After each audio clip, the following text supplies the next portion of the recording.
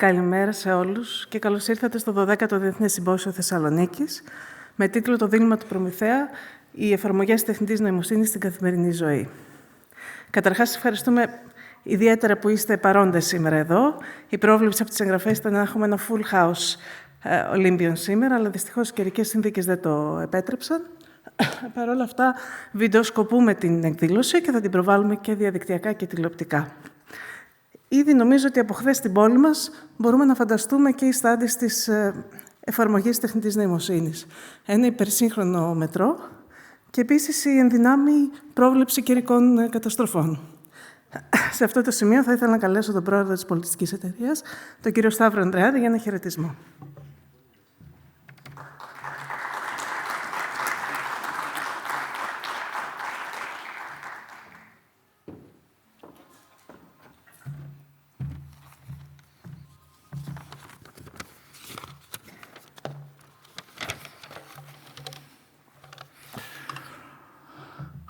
Αγαπητές φίλες και φίλοι, καλώς ήρθατε στο 12ο ετήσιο Συμπόσιο της Πολιτιστικής Εταιρείας, που θυμίζω ότι ξεκίνησε το 2012 και έχει κεντρική ιδέα να ανοίγουμε κάθε χρόνο αυτή τη μέρα ένα παράθυρο στον κόσμο.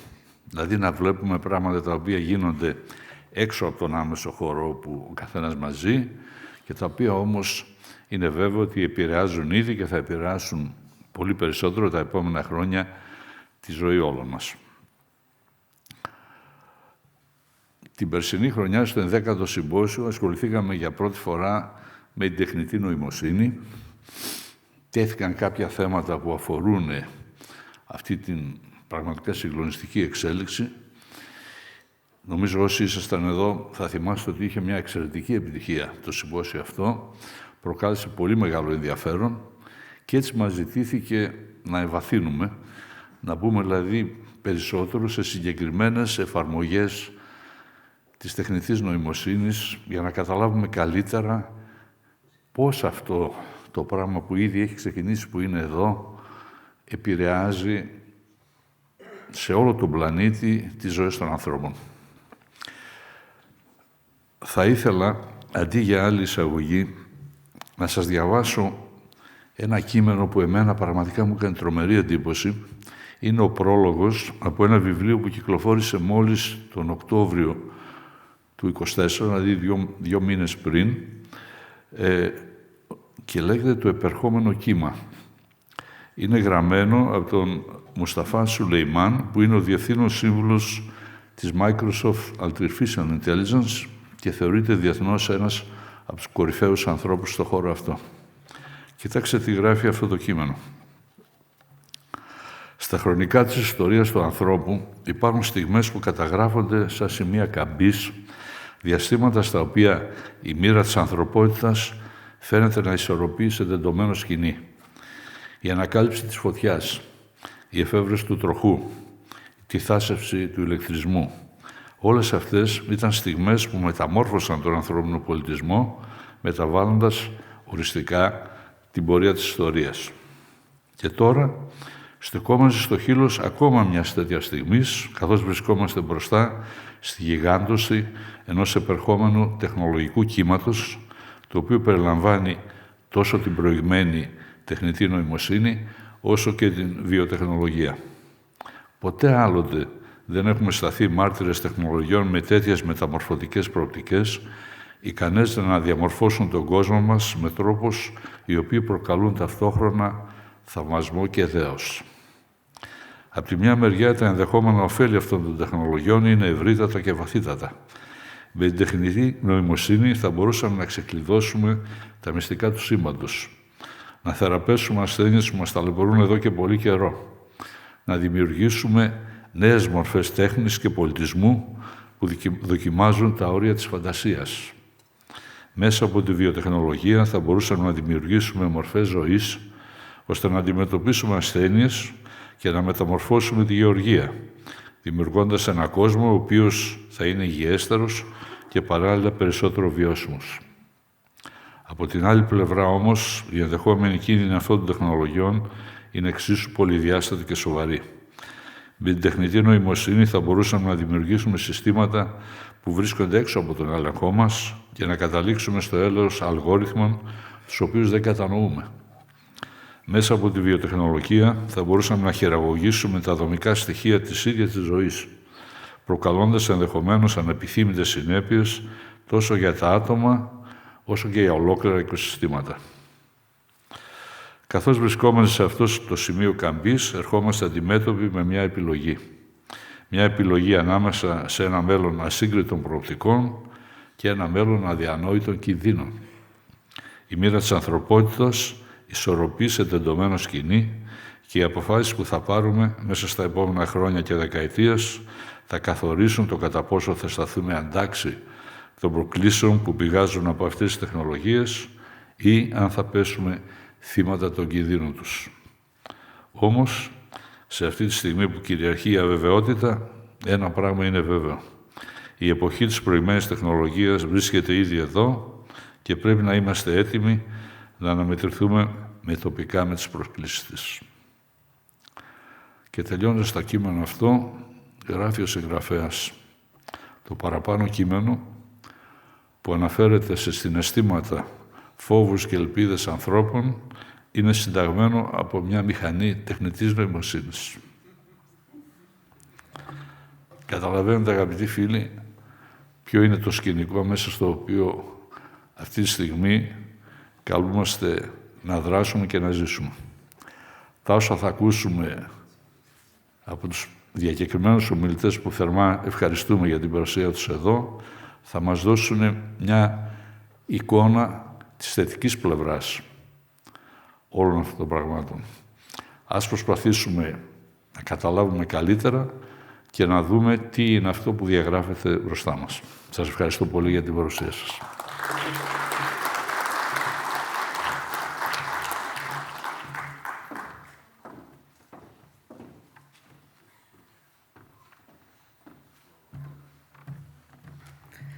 Συνοδοιπόροι από την πρώτη στιγμή του ταξιδιού του Διεθνούς Συμποσίου, το Navarino Network.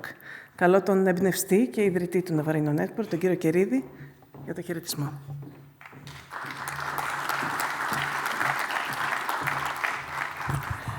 Καλημέρα σε όλες και όλους. Είναι πραγματικά πολύ μεγάλη χαρά μου που βρίσκομαι ξανά εδώ, στον εμβληματικό χώρο του Ολύμπιον, στο κέντρο της πόλης μας, της Θεσσαλονίκης, για το 12ο, τα χρόνια περνάνε γρήγορα, φίλε Σταύρο, συμπόσιο που ξεκινήσαμε το 2012 με την ευκαιρία των 100χρονων της απελευθέρωσης της πόλης, μαζί με τον αείμνηστο δήμαρχο της πόλης τότε, Γιάννη Μπουτάρη, και συνέχισαν και οι διάδοχοι του βεβαίως, ο Κωνσταντίνος Ζέρβας και ο νυν δήμαρχος, μαζί με τη Δημοτική Τηλεόραση Θεσσαλονίκης που βρίσκονται πάντοτε κοντά στον θεσμό για να τον διαφημίσουν, να τον μεταδώσουν και να τον επικοινωνήσουν στο ευρύτερο δυνατό κοινό.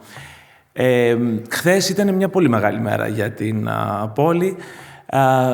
Τα εγγένεια ενός έργου που δεν είναι ένα απλό δημόσιο έργο, το μεγαλύτερο στην ιστορία της νεότερης Θεσσαλονίκης αναμφίβολα, είναι μια τομή στο χρόνο και ένα άλμα προς τα μπρος. Και μια αποκατάσταση, θα έλεγα, της συχνά τροθήσας εμπιστοσύνης των πολιτών προς το κράτος και των Θεσσαλονικαίων ημών προς την κεντρική διοίκηση. Νομίζω είναι πραγματικά ένα εφαλτήριο αισιοδοξίας και δυναμικής προώθησης μπροστά. Και θα το χαρούμε όλοι κυρίως οι Θεσσαλονικείς που ταλαιπωρηθήκαμε δεκαετίες τώρα με τις λαμαρίνες και τα ανοιχτά εργοτάξια και να το δούμε μπροστά. Θα μπορούσα σαν πολιτικός να κάνω και το πολιτικό σχόλιο ότι είναι μια νίκη των δυνάμεων της πρόοδου και της δημιουργίας απέναντι στις δυνάμεις της μεμψημυρίας, αλλά το κλίμα είναι εορταστικό και εμπροστοβαρές, να πούμε. Δεν χρειάζεται να κοιτάμε τώρα προς το πίσω. Μόνο και μόνο όμως αν κοιτάμε, για να μην επαναλάβουμε αυτά τα σφάλματα. Τώρα, εδώ είμαστε την επόμενη μέρα των εγγενείων για να συζητήσουμε ακόμα περισσότερο για το μέλλον.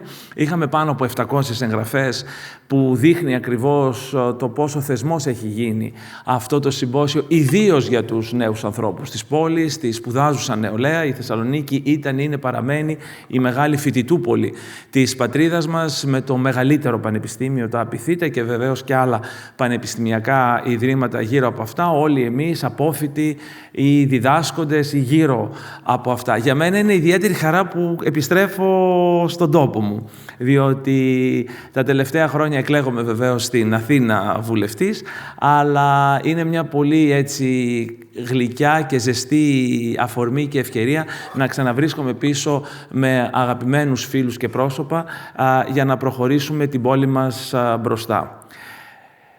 Θέλω στο σημείο αυτό να ευχαριστήσω ιδιαίτερα τον άνθρωπο χωρίς τον οποίο δεν θα μπορούσαμε να είμαστε εδώ, όχι μόνο εμπνευστής, όχι μόνο προωθητής, όχι μόνο επίμονος διαρκώς, τον Σταύρο Ανδρεάδη, τον πρόεδρο της πολιτιστικής εταιρείας Θεσσαλονίκης, ο οποίος μαζί με τους συνεργάτες του, με τους άλλους εμπνευσμένους επιχειρηματίες της πόλης, συμβάλλει αποφασιστικά ως δραστήρια κοινωνία των πολιτών σε αυτή την εξωστρέφεια που τόσο πολύ έχουμε ανάγκη. Ο Σταύρος κάθε καλοκαίρι δεν ξεχνάει να με πάρει τηλέφωνο, να με ρωτήσει πού βρισκόμαστε με το συμπόσιο και να μου υπενθυμίσει αυτή την υποχρέωση που έχουμε προς την πόλη πριν τα Χριστούγεννα κάθε χρόνο. Περάσαμε πολλά, περάσαμε τον κορονοϊό, σήμερα έναν μίνι τυφώνα να πούμε, αλλά είμαστε εδώ και η δικιά σας παρουσία μας δίνει μεγάλο κουράγιο και δύναμη. Να ευχαριστήσω και τον φίλο στη Βουλή, συνάδελφο, καλό συνάδελφο και παλιό συμφοιτητή Δημήτρη Κούβελα, που είναι εδώ κοντά μας. Λοιπόν, εγώ θα ευχαριστώ, δεν θα πω πολλά για την τεχνητή νοημοσύνη, θα τα πούνε οι επόμενοι. Να ευχαριστήσουμε πάρα πολύ τους χορηγούς μας, που τους βλέπετε εδώ στην γιγαντοοθόνη, την Αναγέννηση, το Κέντρο Αποκατάστασης Αναγέννησης, του παλιού καλού συναδέλφου της οικογένειας Βαγιονά, και να του ευχηθούμε γρήγορη ανάρρωση, του καλού φίλου. Την Μακεδονική Τεχνική προφανώς, που έχει στηρίξει έτσι και την πολιτιστική από πολλά χρόνια.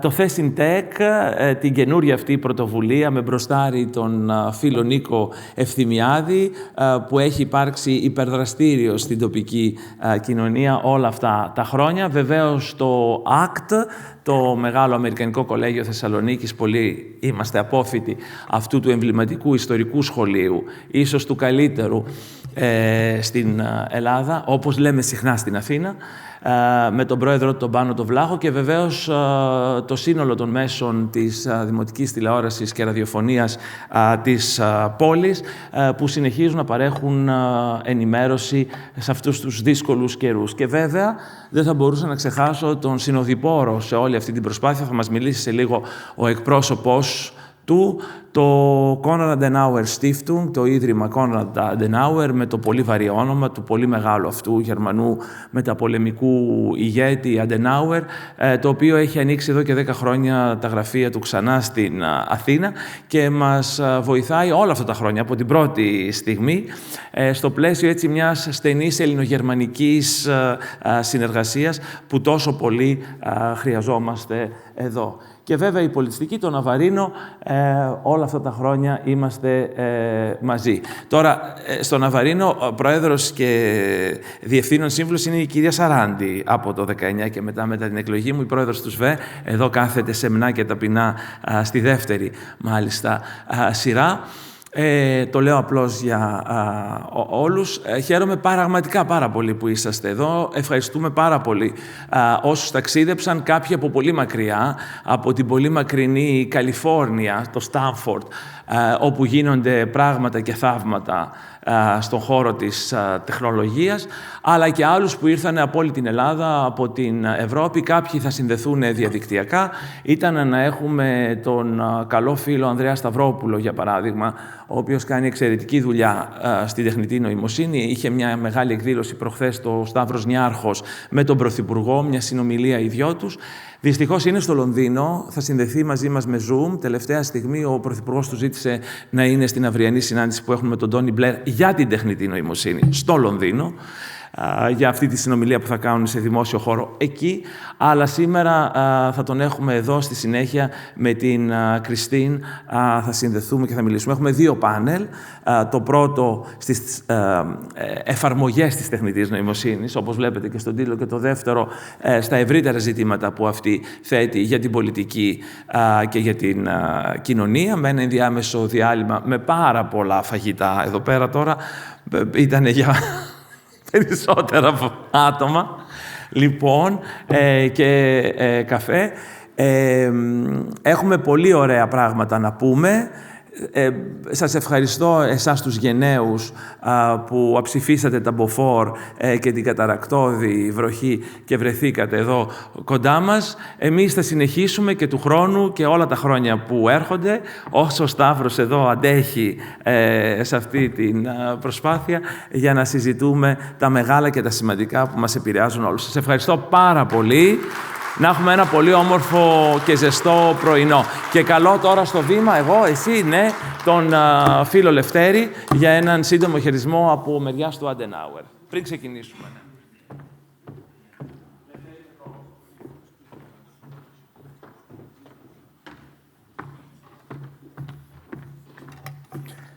Καλημέρα και καλό μήνα.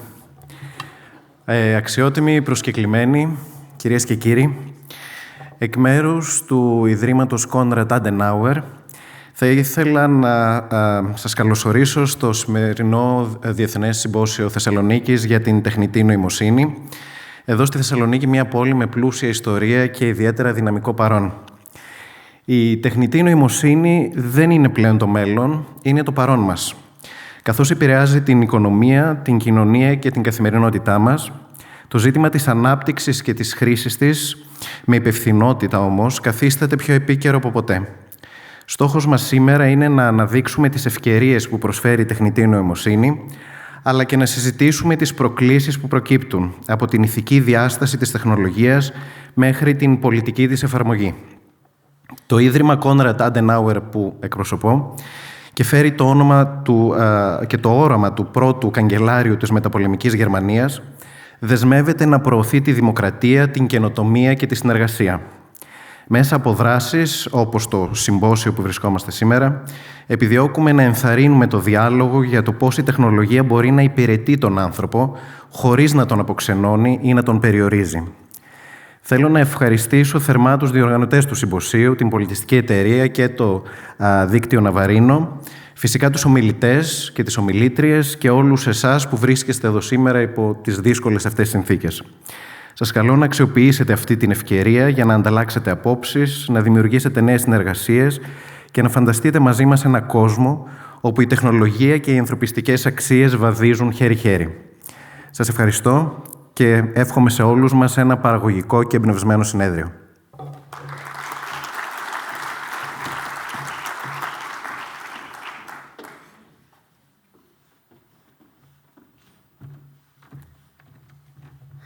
Ο Προμηθέας κάποτε έδωσε τη φωτιά στους ανθρώπους και αυτό δημιούργησε άπειρες δυνατότητες. Μάλλον όμως ενδεχομένως να δημιούργησε και κινδύνους. Μιλώντας σήμερα για την τεχνητή νοημοσύνη, συζητάμε κυρίως τις δυνατότητες και τις προοπτικές που ανοίγουν από την υγεία, στις κατασκευές, στην γεωργία και σε τόσους άλλους τομείς. Ας ξεκινήσουμε με το πρώτο πάνελ και καλώ την Kristin Fabbe, συντονίστρια του πάνελ, στο βήμα για να καλέσει και τους υπόλοιπους ομιλητές.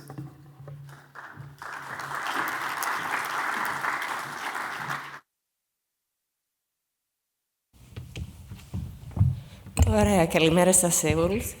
Εγώ είμαι Kristin Fabbe, είμαι καθηγήτρια στο Ευρωπαϊκό Πανεπιστήμιο της Φλωρεντίας. Έχω περάσει κάποια χρόνια και στο Πανεπιστήμιο Harvard. Όπως καταλαβαίνετε, ελληνικά δεν είναι η πρώτη μου γλώσσα. Θα μιλήσω στα αγγλικά και θα καλέσω όλους τους άλλους συμμιλητές να έρθουν εδώ πάνω στο πάνω. Πρώτο από όλο όμως θα αρχίσουμε με τον Ανδρέα Σταυρόπουλος, που είναι διαδικτυακά εδώ πέρα από το Λονδίνο. Ανδρέα, με ακούει? Κριστίν, σε ακούω πολύ καλά. Ωραία. Αγγλικά ή ελληνικά για σας? Ό,τι προτιμάς εσύ. Okay. Ό,τι προτιμάει και το audience. Okay, so I think the panel had agreed to speak in English, probably mostly because of my deficiencies. Sounds great. Okay, so let's get kicked off. You've had a long history in this field, and I'd love to hear you talk to us about the practical implications of AI and some of the work that you've been doing, both in the past in the field of venture capital and thinking about going forward. Sure. And feel free to jump in, Kristin, interrupt me or ask different questions. Let me start a little bit at the high level. First of all, artificial intelligence as an idea in computer science, as a lot of people there know, is not new. From the 60s and even earlier, the idea that if you have computing machines, we should try to do something that, let's say, simulates the work of a human brain has been an idea that's been around forever. So what has changed now? Why do we have this renaissance of AI and a sudden, let's call it, interest across the board for how AI can present both opportunities, but also challenges for the human race? And what I would say is what's changed is two things. A set of algorithms that, as people have been doing research in academia, but also, frankly, in private companies, the likes of the US giant companies, but also Europeans and the rest of the world, Chinese, what have you, a lot of Greek academics and practitioners in the space. So what has changed is a set of algorithms and, most importantly, computing capabilities. Our abilities to deal with massive data and massive parallelization in computing, which has taken some algorithms that would have been impossible to run even 5 or 10 years ago and make them a possibility today. So the idea is not new, but what has changed is the capabilities. So what I will say with that is, when we think about practical applications of AI, anything that involves the ability to discern patterns from large data, if you think about it, it should be something that the machine should be able to do just as well as the human brain does. So anything where you have statistical correlations between various data points, coupled with access to large, relatively clean sets of data, creates these opportunities for the machines to, let's say, take over, whatever that means, in terms of doing a job just as well, if not better, as humans could do. So, for me, what that has meant as an investor is that, along with every other new technology wave, the challenge for us as investors is to judge when the applications of a particular technology go from being in the realm of a science project, something that is more, pure research that may not yet have translational, abilities into the real world, to judge when it goes from the science project phase into something that can create a market and can create value, economic value, for society at large, create large markets around it, and therefore the opportunity for returns for investors. So this is something that in Silicon Valley, where I primarily live, though these days I seem to be spending more time in Europe, but primarily Silicon Valley, this is something that as venture capitalists we look for all the time. So I'm happy to go into specific application areas. I'm a software guy. I like software applications, and for us as Threshold, we've invested into a variety of different companies having to do with healthcare tech for one, but also a number of other technologies that leverage artificial intelligence to make life easier and products better, faster, cheaper. In my other role as an advisor to the Prime Minister, as part of the committee for AI, specifically for Greece, and the audience may not know that we've just published a report last week that we had been working on for the past year. This is a report that involves advice to the Prime Minister about how Greece could take advantage of artificial intelligence in a variety of areas within the public sector, how to think about regulation, but also, as far as I'm concerned, the area I worked on the most, how to use AI as a way to attract companies for entrepreneurial and innovation activities in Greece. Greece has always been a fantastic place to generate talent, human talent, great universities, fantastic technologists. We have a very active diaspora. We are very overrepresented as an ethnicity in the academic circles. You have some in your panel today. No need for me to say that. So how to leverage some of that activity that already exists around the world as a way of getting more economic, entrepreneurial innovation activity in Greece has been something that for the past couple of years I've been very interested in. And so the Prime Minister, when he asked us to put together this report, one of the sections is very much focused on entrepreneurship and innovation around AI in Greece. And I'm happy to talk more about that as the panel continues. Let me pause there, Kristin, and see if I'm answering your question or if I can go deeper into any subject. Andreas, thank you so much. I think you're actually right on the mark with so many things, and I'll just use kind of a brief example from my own profession, which is education, and you talk about some things that were in the science lab phase just a couple of years ago, and now all of a sudden you see them really actually in practice, and so as an educator, we have to worry about people using AI-generated essays all the time in their work. So this is one of the things that you're concerned about, are the students really doing the work? But then at the same time, we have all of these new tools at our disposal that have lightened the workload immensely in a number of important ways. So for instance, people with learning disabilities can use Notebook LM to basically read them articles instead of for them to have to read them physically themselves. There are all sorts of new applications for translation, scanning, synthesizing documents, creating PowerPoint slides. In some ways, it makes me start to wonder at what point might my job dissolve, but we'll leave that there. Maybe just one quick question.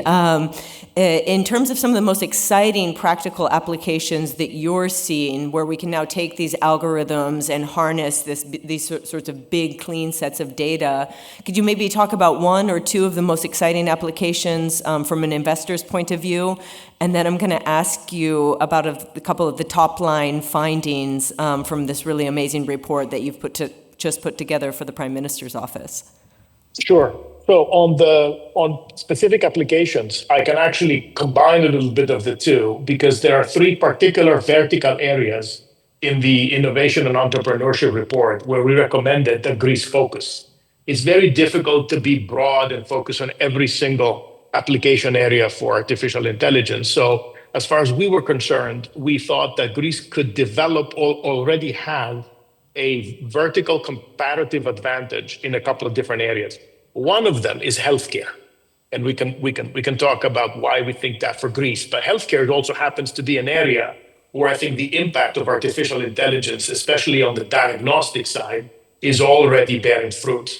In the Threshold portfolio, we have companies like Imogen or Viz.ai and other companies like that try to harness the power of artificial intelligence to do a better job than the average, and in some cases, even the best physicians, in processing data quickly, especially when these physicians, like radiologists doing ER shifts, are tired and fatigue sets in, and you could be missing incidental findings when you're looking for one thing, but there's something else to be seen over there, that are actually missed with a relatively high percentage. So tools like that, where you have, again, fixed input. In this case, you have, like, let's say in a 2D X-ray, a set of pixels. So it's fixed input, and you're looking for patterns that should be understandable just from that data, where you're not needing, let's say creative input from other areas, but it's just limited to the input you see on your screen.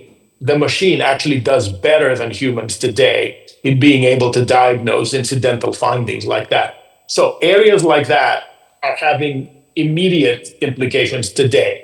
And one, frankly, of the ethical questions that I think we're going to face as a society, which, by the way, has other implications about the nature of work downstream, is at what point do some of these technologies reach a threshold where they are provably so much better than human actors, where it becomes unethical not to use the machine to be able to make such diagnoses. Another area like that, for example, is self-driving cars. At what point do self-driving algorithms become so much better where having human drivers take control might actually be more prone to causing accidents. But anyway, these are larger philosophical questions. Getting back to your question, I think healthcare is one area where AI has clear opportunities to bear fruit today. But I think also more in general, you mentioned some of the examples around generative AI being able to do a better job of summarizing and basically gathering information and presenting it in a way that can be easily understood or easily consumed by others. I think areas like that you're already seeing with all the different co-pilot type programs that we all have at our disposal. You're seeing great strides being made. And of course, the next step, and there's a number of companies working on that, is how you do coding, how you take coding out of that, I mean, computer coding out of the picture, and you start using natural language as a way of basically describing what you want the computer program to do, and cut through this middle ground of having to translate thoughts about how you want an algorithm to behave into machine code that you need specialists for. So let me pause there and see if this is good enough, and if we can move on to the next question. No, I think this is great. And in fact, I would like to take the opportunity to invite our other panelists up to the stage so we can continue the discussion. Please, everyone, join us. And Andreas, I do have to say, and Andreas, thank you very much for this great opening. I'm particularly intrigued by this idea of kind of cutting the coding element outside of things and moving straight from the language-based prompts into the facilitated work, which I think is a question that's probably going to be top of mind for all white-collar workers who kind of use these applications on the daily. And then even more so by this suggestion that you had that, well, we may be reaching a threshold in some areas where the question about ethics is not a question of whether we should be using AI, so it's like, if we don't use AI, it may be unethical. And I think that's a really interesting kind of flip on the classic discussion about the ethics of AI, which will probably permeate some of our discussion here today. So for the rest of our discussion, I'd like to turn it over to our three panelists. So we will start with Iro. And Iro, please do introduce yourself, all your great accolades, and thank you so much for being here. Next, Dionysis will return to you. We have one other video guest, asynchronous, and George Verdi is going to wrap us up. So, Iro, let's hand it over to you. You can pick up where Andreas left off, add your own remarks, but do tell us something about yourself, please. Great, thank you. Thank you so much for having me. It's such a great pleasure to be here today. And again, thank you to the audience for being here despite the weather conditions. I'm the one who came from far away, and I'm the one who came from California. I am an assistant professor at Stanford University at the Department of Civil and Environmental Engineering. And what I work on is about AI for the built environment, and particularly for design, construction, and operation of our buildings. The construction sector, as many of you may know from maybe personal experience of having interacted with construction, it is a very wasteful domain and sector. For example, if I give you some statistics, 90% of projects, construction projects, mainly infrastructure projects, are delayed or over budget.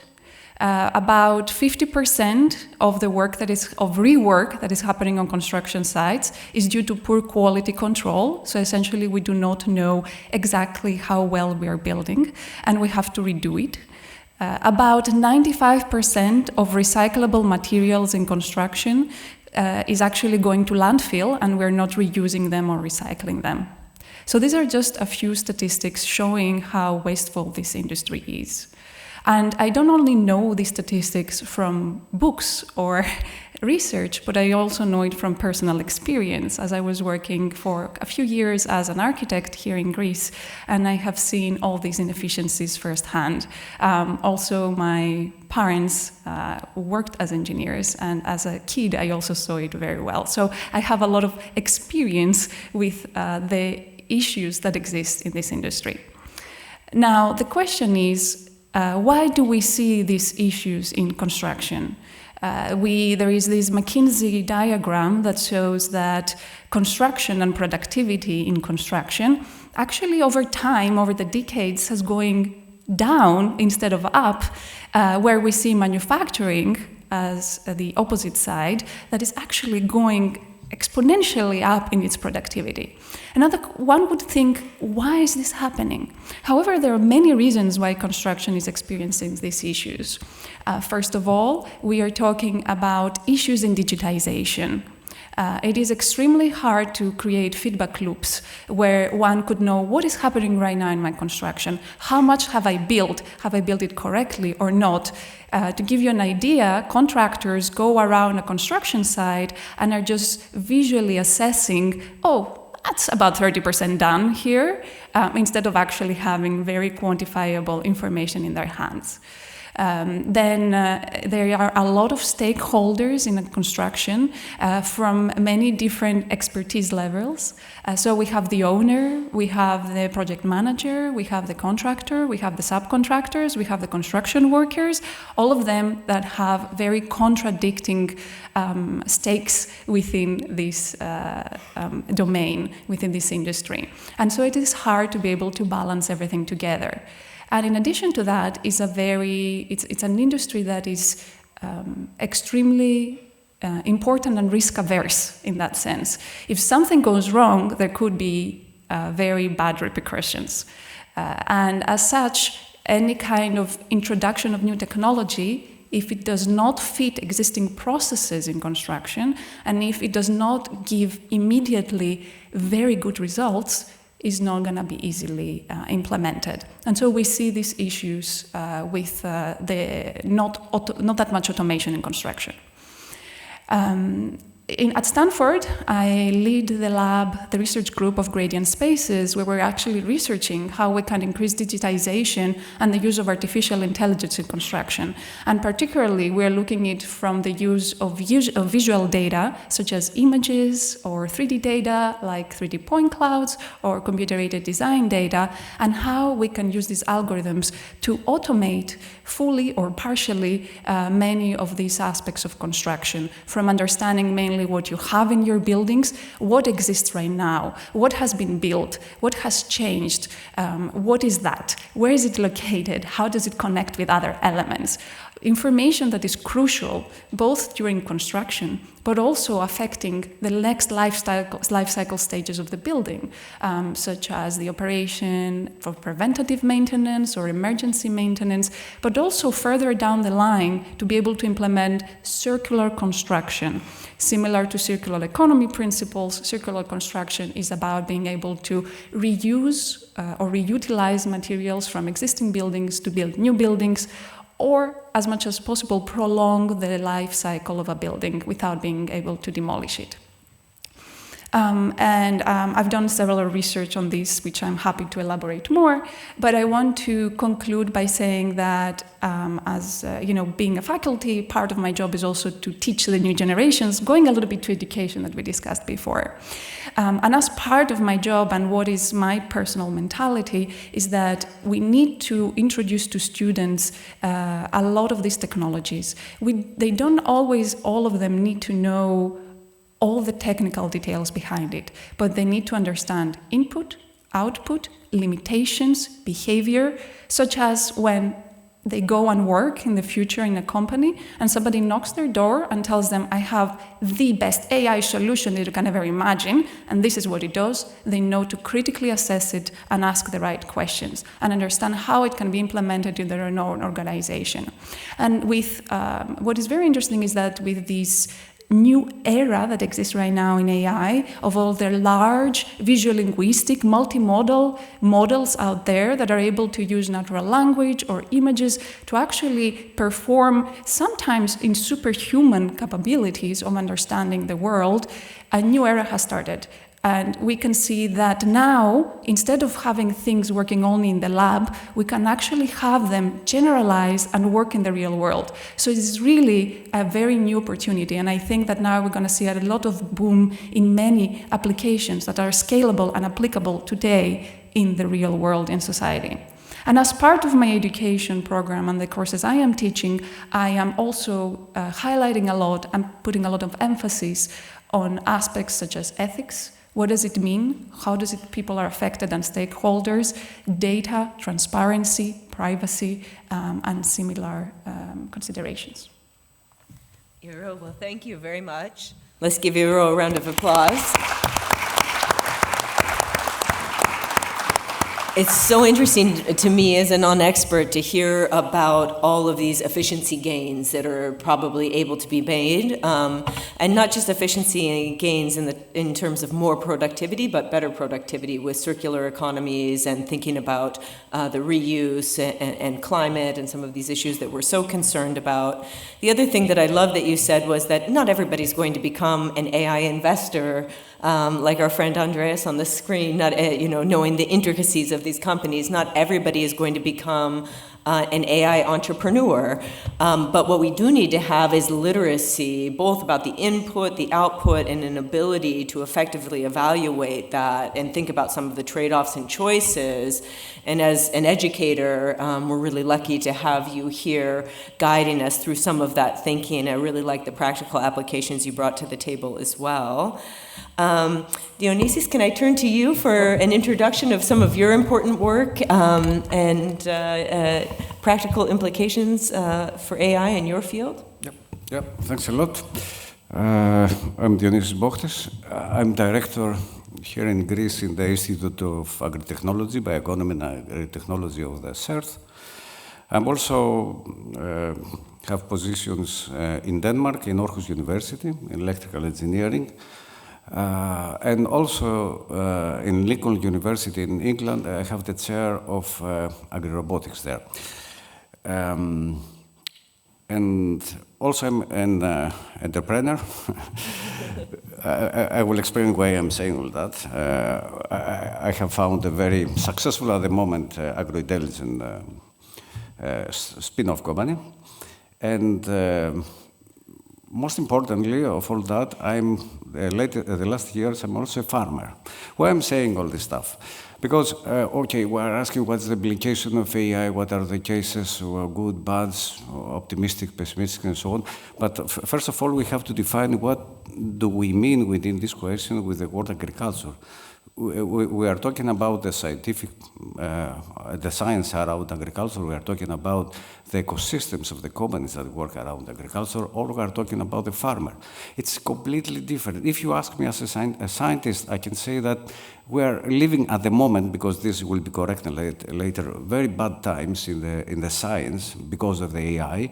We are losing the meritocracy, let's say, because there was a work we did in 2019 about the works dedicated to AI in agriculture. It was just 36 or something like that.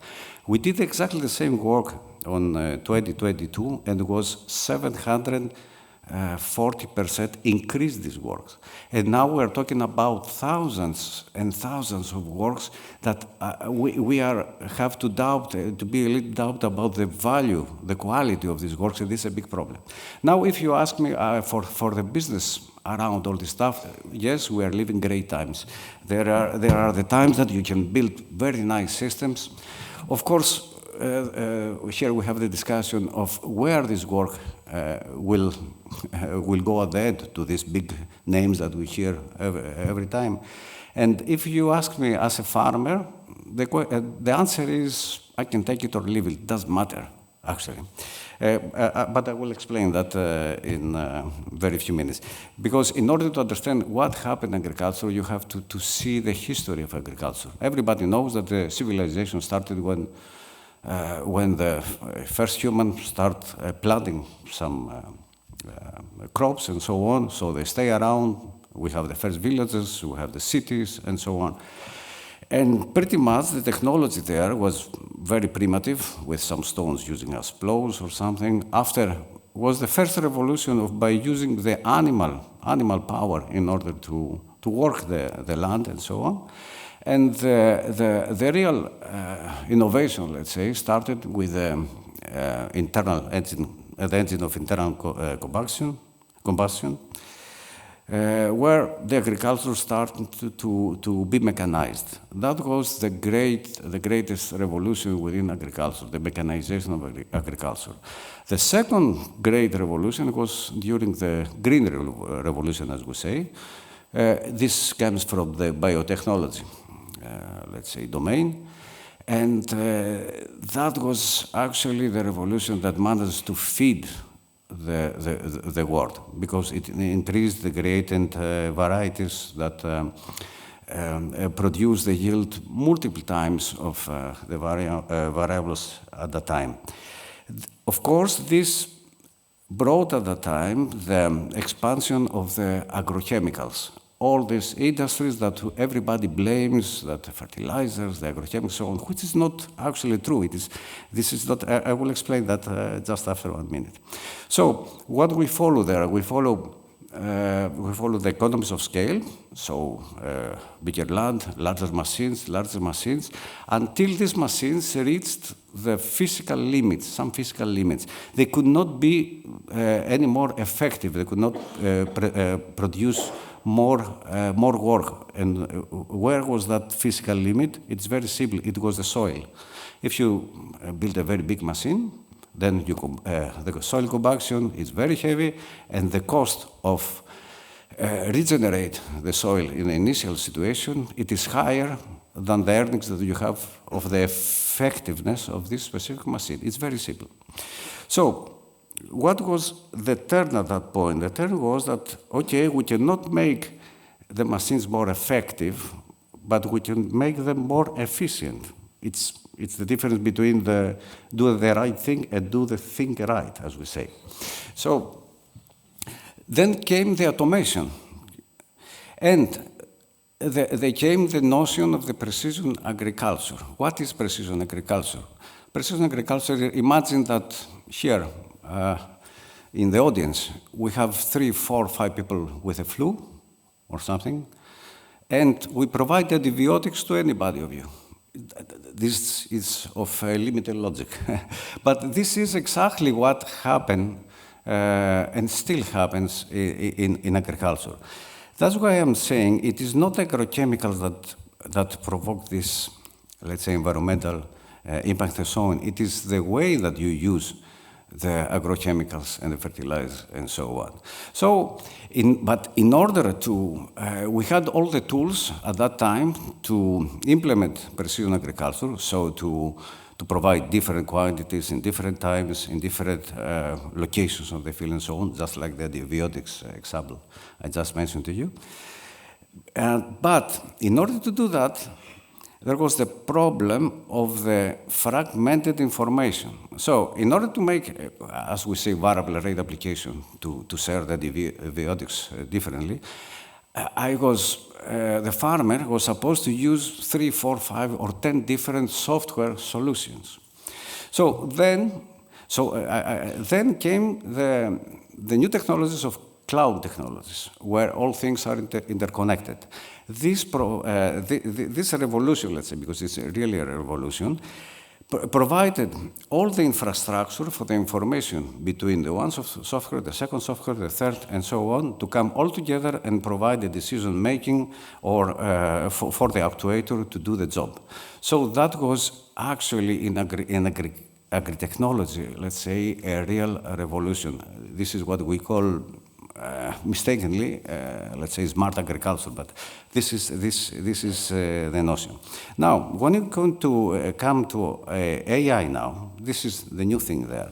There are 2 different types of implementations of AI in agriculture. The first one, it is on machines, on spot. For example, we have this repetitive, let's say, tasks, which completely, let's say, manual in nature, where you have a machine goes back and forth and cultivate the land. When we go to provide some cognition in this machine, we're going to some other types of tasks. For example, selective harvesting. We have an apple tree, and you have to select the mature apples to pick up and so on. There, it is the first, let's say, on-spot implementation of AI technologies. You train your models based on experiments, you select data, and so on. You try to embed these algorithms within the machine, and you have a complete system that works and everything is fine. The second type of AI implementation has to do with the big data. All these things about yield mapping, yield prediction, disease prediction, weather forecast, and so on. This comes, it's completely different application and has to do with this, as we say, big data. And the problem here, it is that, you know, in other businesses, when you develop something, you are behind some walls, you can develop something and nobody knows what you're doing, so the competition is a little bit different than in agriculture, where the farmer is completely exposed. What does it mean? Satellite can all the time monitoring what are you doing in the field, what are you doing, what is the crop there. It's very easy to do that anymore. We know exactly in each parcel around Greece or Italy or wherever is that, what is the crop that's cultivated right now. This is a very extremely useful information, not for the farmer, but for the ecosystem around, for the stock market of the crops and so on. So the farmer is very exposed. But in order to run all this big data, you need also information for the farmer. What was the fertilizer used, when he used the fertilizer, and so on. Here we add now the problem of the data ownership. And this is a very, very difficult problem that politics, I don't know, stakeholders has to take care. In general, I have no answer, I mean, about the things are going better or worse and so on, because to be optimistic or pessimistic about all these things, it's a very individual business, let's say. Why am I optimistic? Because this change does not affect my comfort zone. Why I'm pessimistic? Because this changes my comfort zone, even if I'm a farmer or an entrepreneur or a scientist and so on. That's all for first. Well, I think it's great. We've gotten really a tour de force. Thank you. Of AI applications in a number of very important but also very different fields. So starting with investment, thinking also about public service and public industry, turning to construction, also now agriculture, some of the very building blocks and pillars of our life, whether they be financial, physical, nutrient-based or otherwise, that we oftentimes take for granted or simply don't think about. And we're heading into a world in which AI applications are going to be rapidly changing all of these industries and fields. Now I think is a good time to go to our video from Eric Sutherland, which we recorded asynchronously. Eric Sutherland is at the OECD. He is a public health expert, and he is going to be talking to us about some of the AI practical applications, as well as their limits as they're being rolled out in the field of public health. I'll then turn to George to bring everything together, raise a few new questions, and then, of course, there are probably many questions from our audience as well, and we can open into an open discussion for the rest of our time. So can we please have Professor Sutherland's video? Thank you. It's with great pleasure that here we are in conversation with Eric Sutherland, who is Senior Health Economist at the Organization for Economic Cooperation and Development, the OECD, where he leads the organization's work on digital health. And Eric, you also previously served as the Executive Director of the Pan-Canadian Health Data Strategy for Canada's Public Health Agency, so you've got a lot of experience in this field. Could you tell us a little bit about yourself, how you came to this work, and what are some specific examples of AI applications in publicly funded health systems? And what are the critical factors for success to enable their growth? That is a lot to unpack in a single question, Kristin. I will do my best. So what drew me to this work is I actually spent 20 years in the private sector working at a bank. But through my time at the bank, I discovered a deep passion for getting data to work better for the benefit of people. And so at the end of that, it was not a hard leap for me to move from banking over to health, because health is one of the domains where there's a vast amount of data that is of potential to be used. Having said that, we've also are at a point where we are drastically underutilizing the data assets that we have. It's estimated that 30% of the world's data is in health, and yet we are only using a small sliver, 3 to 5% of that data for decision making. And so there must be a better way for us to use data better to improve outcomes for people. And that's really what draws me toward this work at the OECD around digital health as a whole. In terms of some examples of AI applications, imagine AI as a discipline, it is hungry for data to actually use and train its systems to actually apply its insights and algorithms for the benefit of people. And so the applications, I'll say there are many, many, many examples. There are examples of use of AI in the form of what are now known as AI scribes, where it is literally listening to an interaction between a health provider and a patient, is able to summarize that appointment and thereby create the patient's notes or the doctor's notes, help things like appointment booking, help managing prescriptions. So doing a lot of the administration for doctors' offices. And this is actually where I find it fascinating and actually encouraging that in the Netherlands, for example, they have made a decision or strategic direction, if I can put it that way, to reduce administration for health providers by 50% in the next several years through a combination of reducing red tape and through application of artificial intelligence. So that's a very real place where AI can have a massive positive impact. There are also, obviously, we've all seen the news stories about AI being used in radiological imaging, finding anomalies that are too small for the human eye to detect. And certainly that is an area where AI is meaningfully saving lives.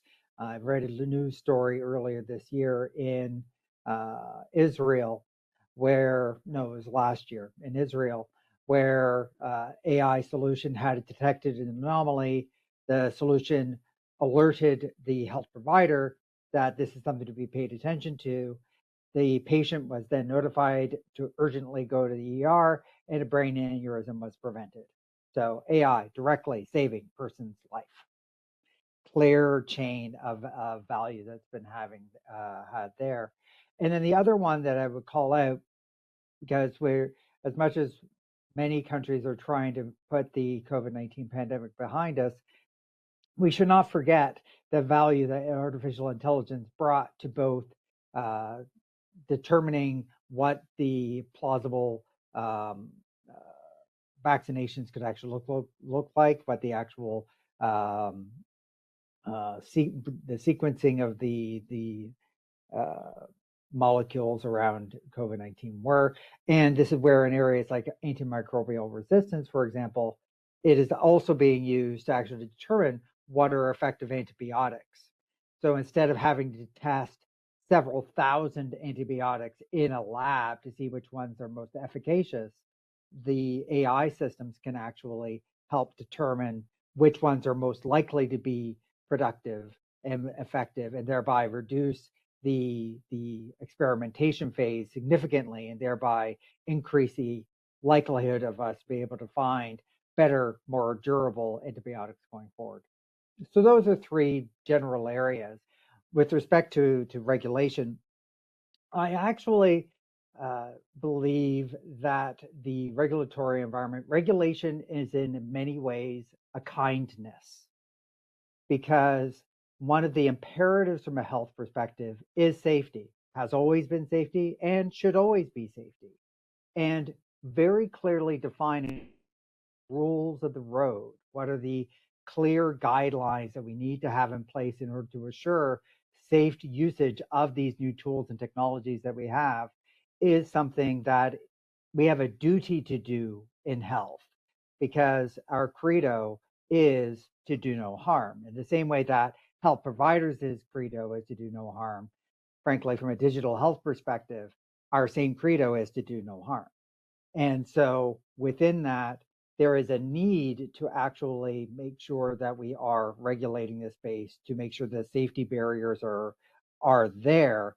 But those safety barriers, as I said earlier on, need to consider not just the safety from the action of something bad happening, but also the safety from something good not happening. And so that is, as you said earlier on, Kristin, very, very much a difficult discussion to have, but it is a discussion that I think that we need to be coming to grips with ourselves in terms of how that actually operates going forward. And one of the important distinctions that I'll make when I look at the approach to risk management across many countries in the OECD, there are vast differences. There are some of the tone that comes out of Europe is much more, if this application involves personal health information, no matter what its purpose is, it is a high risk application. Whereas in other countries like the United States, they look at it and say, what is the purpose of the application? Oh, you're training this to be an AI scribe. Now you're a low risk application because it is unlikely to actually directly impact the care of an individual, because the patient, not the patient, the doctor is still in the loop between the scribe activities and the commitment to the record. So I think that's where coming together around what the practical implementation is and interpretation of our risk-based approaches is one of the things we're really going to need to do, especially in Europe, especially with things like the European health data space coming up. Well, Eric, thank you so much. This is you have just broken down for me, a non-expert in health and a non-expert in data, made a very clear and convincing case about some of the ways that we need to move forward and think about the use of AI in this field, which touches each and every one of our daily lives, and also some of the regulatory and privacy challenges, and also synthesis, I think, challenges involved. Much of this data also needs to be shared, not just within states and with doctors, but across states. And this is a huge issue that you've touched upon in your remarks. So I wanted to thank you for your time with us here today. We wish you could be with us in Thessaloniki, and hopefully in future iterations you will be. So thanks again for your time.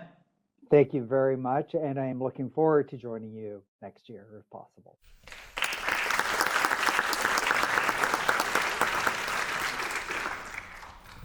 Excellent, George. So now you're up, and I think you can see where we've kind of weaved things together a little bit. You've got quite a bit of expertise. Our conversation with Professor Sutherland ended on the note of this regulatory question, some of these regulatory questions.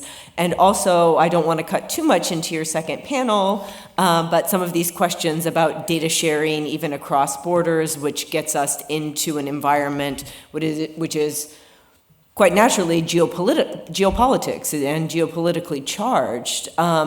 And so it'd be great if you could kind of synthesize some of the things you heard here today from our professionals, academics, and thinkers on this panel doing very impressive work in their own fields, and what you're thinking regulatory-wise and maybe even foreign policy-wise, if you'd let us into that. Great. Thank you so much, Kristin. It has been really exciting hearing about all these applications in health, agriculture, construction that are making people's lives better every single day. Now, what I want to talk to you about in the next 5 to 10 minutes is what the European Union is also doing for all of us as consumers and citizens in order to ensure that we can make use of AI, of all these great applications, in a way that is safe and that is trustworthy. And that begins, first of all, with the realization that in order to seize all these fantastic benefits, the benefits to productivity, the benefits for our economies, the benefits for our societies, we must also understand the risks and prepare for them. And Eric pointed already to some of these risks. He made a great presentation about all the great benefits that AI can bring into healthcare, essentially saving more people's lives every day. And yet there are also many risks, such, for example, errors in medical AI that can lead into a false diagnosis of a chronically deathly illness, or false diagnosis that can lead into inadequate treatments.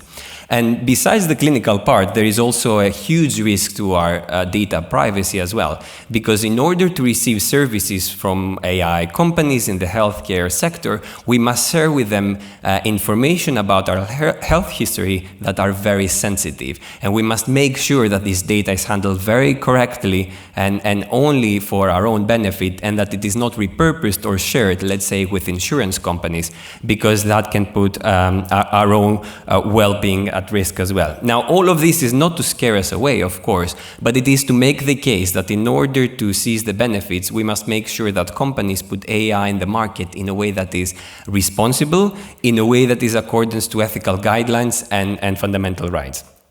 Now, the European Union has done a lot of work in this space. In 2021, we became the world's first jurisdiction to propose a law that regulates the risks of AI Act, also known as the AI Act. This law was adopted this year in 2024 and will become enforceable within the next years by 2026. Now, what this does concretely, and without getting into too much the legal details, is it ensures that risky applications of AI go through a very strict legal process of ensuring their quality before they enter the market, before they reach the consumers. Now, one example of such risky applications we already discussed, they are in healthcare, but the AI Act covers many other sectors. One such example is when AI is used in critical infrastructure, such as when AI is used to provide water, electricity, gas to populations. We must make sure that it's safe and secure. Another example of risky AI is when AI is used to hire people in HR management. We don't want to be discriminating during a job recruitment process, so we must make sure that the data that goes into AI in the HR management system is unbiased as much as possible. Now, the AI Act also goes one step further and decided to ban some applications, because some applications of AI were deemed to have unacceptable levels of risk. And one such example would be applications of AI that would do predictive policing, let's say, based on the characteristics of a person and trying to figure out if they're going to commit a crime. Now, that is an application, for example, that the European Union decided it should not be able to enter the market. So, in brief, this is the regulatory framework that tries to protect consumers and citizens and impose some kind of ethical guidelines into the uses of AI. But this is not only about ethics, I want to say. This has also a very strong business case, because we as consumers, again, we will use and buy AI products and services if we are certain of their quality. However, if your doctor comes to you and asks you to use an AI service or a product during your treatment or diagnosis, and you're not really sure if it's going to be accurate or if it's going to provide an error, then you're going to tell him, no, thank you. Now, I don't want to only talk about the regulation and trying to wrap it up as well. The EU is also doing a lot of actions in terms of supporting innovation and investing in innovators such as the ones we have in our panel today. One of the actions of this year that I think is worth talking about is the European Commission decided to mobilize about 1 billion euros for a new program for AI factories, which brings together computing capacity, data, and talent in order to create cutting-edge AI models. And something that I think is worth mentioning is that Greece was one of the few EU member states that applied for such funding in order to create an AI factory circled around our country's supercomputer Daedalus, which is hosted within Democritus. And moreover, we now have a second European Commission as well under the presidency of Ursula von der Leyen, and she has stated to be very committed in supporting AI innovation and regulation. Now, don't get me wrong, the EU is not doing everything correctly as well, and I want to keep some things for the next panel as well, but I think it is important to have in mind as well this regulatory framework that can provide us certainty as consumers to use these AI systems and make our lives better.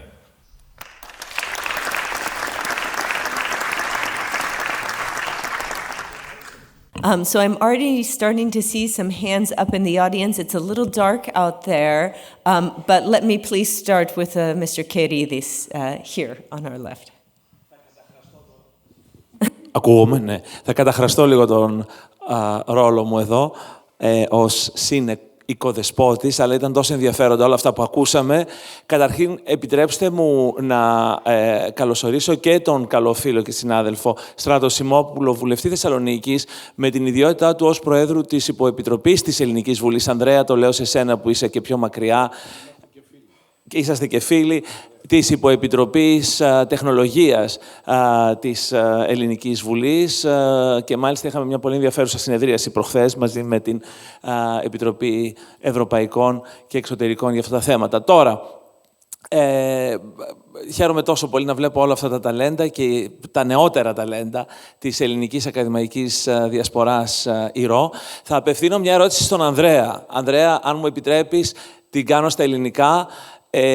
Και έχει να κάνει με αυτή τη διαφορά Αμερικής-Ευρώπης. Εγώ ως διεθνολόγος που ενδιαφέρομαι πολύ για τα γεωστρατηγικά, μας εξήγησε ο Γιώργος εδώ το regulation της Ευρώπης. Η Ευρώπη θεωρείται ένα regulatory empire, υπό μία έννοια over-regulatory ή over-regularized empire. Και ήθελα σε αυτή την κουβέντα που γίνεται ότι η Ευρώπη έχει μείνει πίσω, ότι η Αμερική έχει ξεφύγει μπροστά μαζί με την Κίνα. Θα μιλήσεις με δύο πολιτικούς αύριο που υπήρξαν, να το πω έτσι όπως το λέμε στο χωριό μου, iconoclast στην πορεία τους. Και ο Τόνι Μπλερ για αυτά που έκανε με το Βρετανικό Εργατικό Κόμμα και βεβαίως ο Κυριάκος Μητσοτάκης τα τελευταία χρόνια εδώ στην Ελλάδα. Θα μιλήσει λοιπόν με τους πολιτικούς, τους Ευρωπαίους ηγέτες, που έχουν και την ευθύνη να σμπρώξουν την Ευρώπη πιο γρήγορα μπροστά. Αναρωτιέμαι αν αληθεύει αυτό το gap, τι πρέπει να κάνουμε στην Ευρώπη για να το γεφυρώσουμε, πόσο επικίνδυνο είναι, γιατί έχει προκύψει, τι σημαίνει αυτό για το μέλλον της Ευρώπης, της ευρωπαϊκής οικονομίας και κοινωνίας. Αν θέλεις, μια που ερχόμενος από το χώρο των επιχειρήσεων αλλά και της τεχνολογίας συνομιλείς άμεσα με την πολιτική και την πολιτική ηγεσία. Σε ευχαριστώ Δημήτρη. Θα το αφήσω και εγώ στα ελληνικά. Κοίταξε να δεις. Εγώ είμαι practitioner. Στην Επιτροπή μας για την τεχνητή νοημοσύνη είχαμε και ανθρώπους οι οποίοι συγκεκριμένα έχουν κάνει μια σειρά προτάσεων για το ρυθμιστικό πλαίσιο και το εφαρμοστικό πλαίσιο, στο οποίο θα κληθεί η Ελλάδα να εφαρμόσει το AI Act, για το οποίο μας μίλησε ο Γιώργος πριν.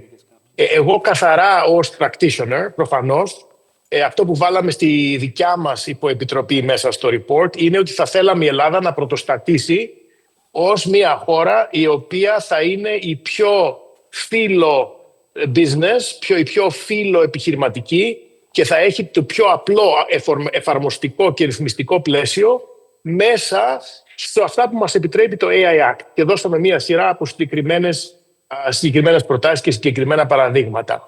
Νομίζω το χάσμα αυτό στο οποίο αναφέρθηκε σε σχέση μεταξύ Αμερικής, Κίνας και Ευρώπης είναι μεν πραγματικό αν το δει κανείς καθαρά από πλευράς πώς αξοδεύονται, πού είναι οι εταιρείες αυτές που εδράζονται, που έχουν τα headquarters τους.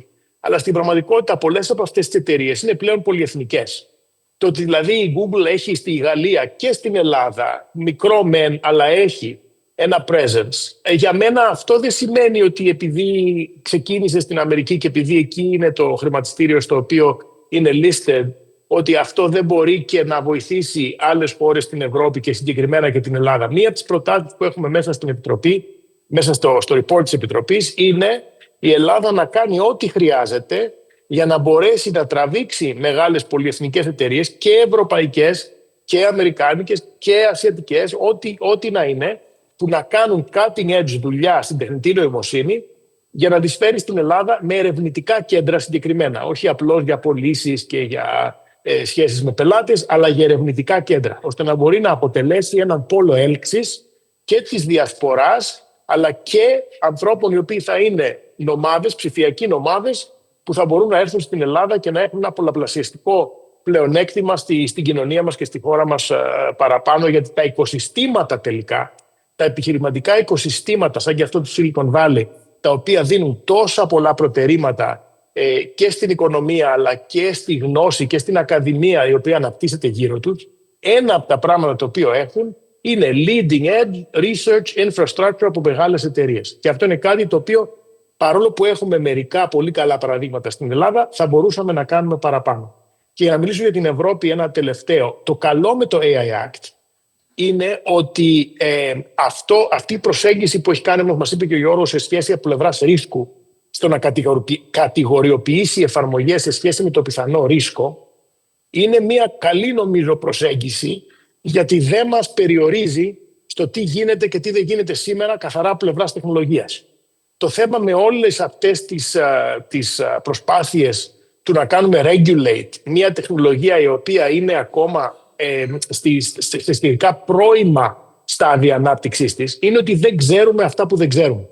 Αν λοιπόν προσπαθήσεις να αποτυπώσεις ένα ρυθμιστικό πλαίσιο με βάση αυτά τα οποία γίνονται σήμερα, με πολύ συγκεκριμένους λεπτομερείς κανόνες, τι επιτρέπεται και τι δεν επιτρέπεται σε ένα επίπεδο λεπτομέρειας, ενέχεις τον κίνδυνο ότι η τεχνολογία που σε 3-5 χρόνια θα έχει ξεφύγει τελείως, πολλά από αυτά τα οποία έχεις βάλει στις ρυθμίσεις σήμερα να μην έχουν καμία σχέση με το μέλλον. Οπότε το γενικό πλαίσιο το να σκεφτόμαστε εφαρμογές σε σχέση με επίπεδο ρίσκου με βρίσκει σύμφωνο. Τώρα, στο η Ευρώπη να περηφανεύεται για το κατά πόσο θα πρέπει να έχουμε πρωτιά στο πόσο θα κάνουμε regulate, αυτό για μένα δεν είναι το σωστό πεδίο ανταγωνισμού, to be honest with you. Θα προτιμούσα να ανταγωνιζόμαστε σε πεδία από πλευράς value creation και ανθρώπινο ταλέντο και την δυνατότητα προσέγγισης και attracting back διασπορά και ψηφιακούς νομάδες, παρά για το πόσους νόμους και πόσες ρυθμιστικές σελίδες ρυθμίσεων και σελίδες απαγορεύσεων, ας το πούμε, έχουν. Και μια τελευταία σκέψη.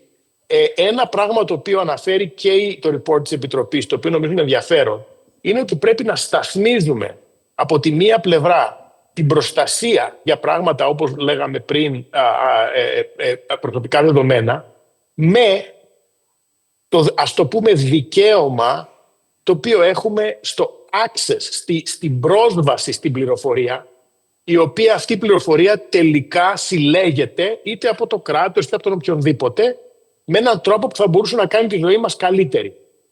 Δηλαδή, από τη μία ναι με προστασία, αλλά από την άλλη πρόσβαση σε πληροφορία η οποία μπορεί να κάνει τη ζωή μας καλύτερη. Και αυτό είναι κάτι το οποίο, επειδή πάντα όταν σκεφτόμαστε και στην Ελλάδα και στην Ευρώπη ρυθμιστικό πλαίσιο, πάντα αμέσως σκεφτόμαστε προστασία, δηλαδή που σημαίνει όχι, λέγε όχι, πήγαινε πιο αργά. Αυτό είναι κάτι το οποίο θα πρέπει να αρχίσουμε να σταθμίζουμε με το δικαίωμα στην πρόσβαση στην πληροφορία και πώς αυτό θα μπορούσε να μας φέρει πάρα πολλά πλεονεκτήματα στο μέλλον. Σταματώ εδώ. Ευχαριστούμε, Ανδρέα. Έχουμε άλλες ερωτήσεις.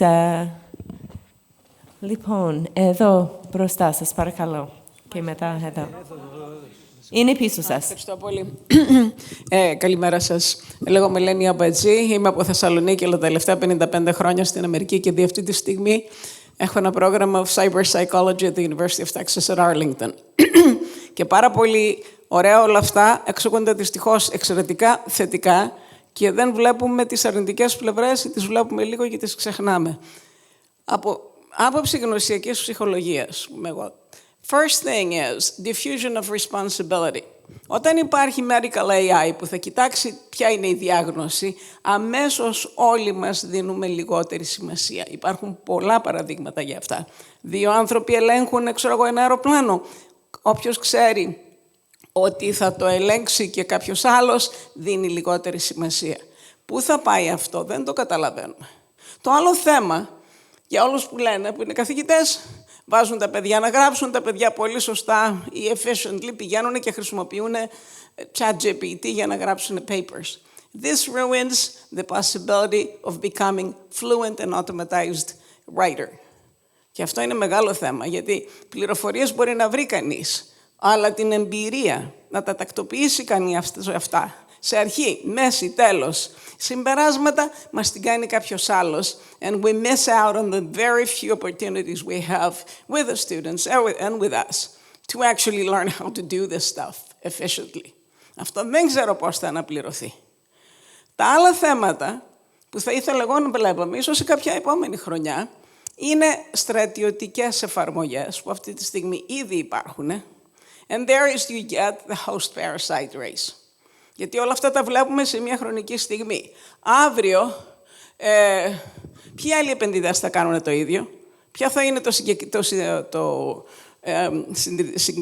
συγκριτικό advantage της Ελλάδος? Δεν το καταλαβαίνουμε. Μιλάμε για σήμερα. Αυτή τη στιγμή πώς είναι το AI? Όλα αυτά τα προγράμματα εξελίσσονται. You have to deal with the host parasite race and projections as to where it's going to go with your various competitors. Αλλά κυρίως πολύ αφορά το θέμα το στρατιωτικό. Ποιος χρησιμοποιεί σήμερα τις πληροφορίες που υπάρχουν και όπως λέμε, καλά είναι να τις έχουμε, αλλά θα υπάρχει θέμα πώς θα χρησιμοποιηθούν, για να αποφασίσει, ας πούμε, ποια από τα νησιά αυτά είναι πιο εύκολο να καταλάβει η Τουρκία.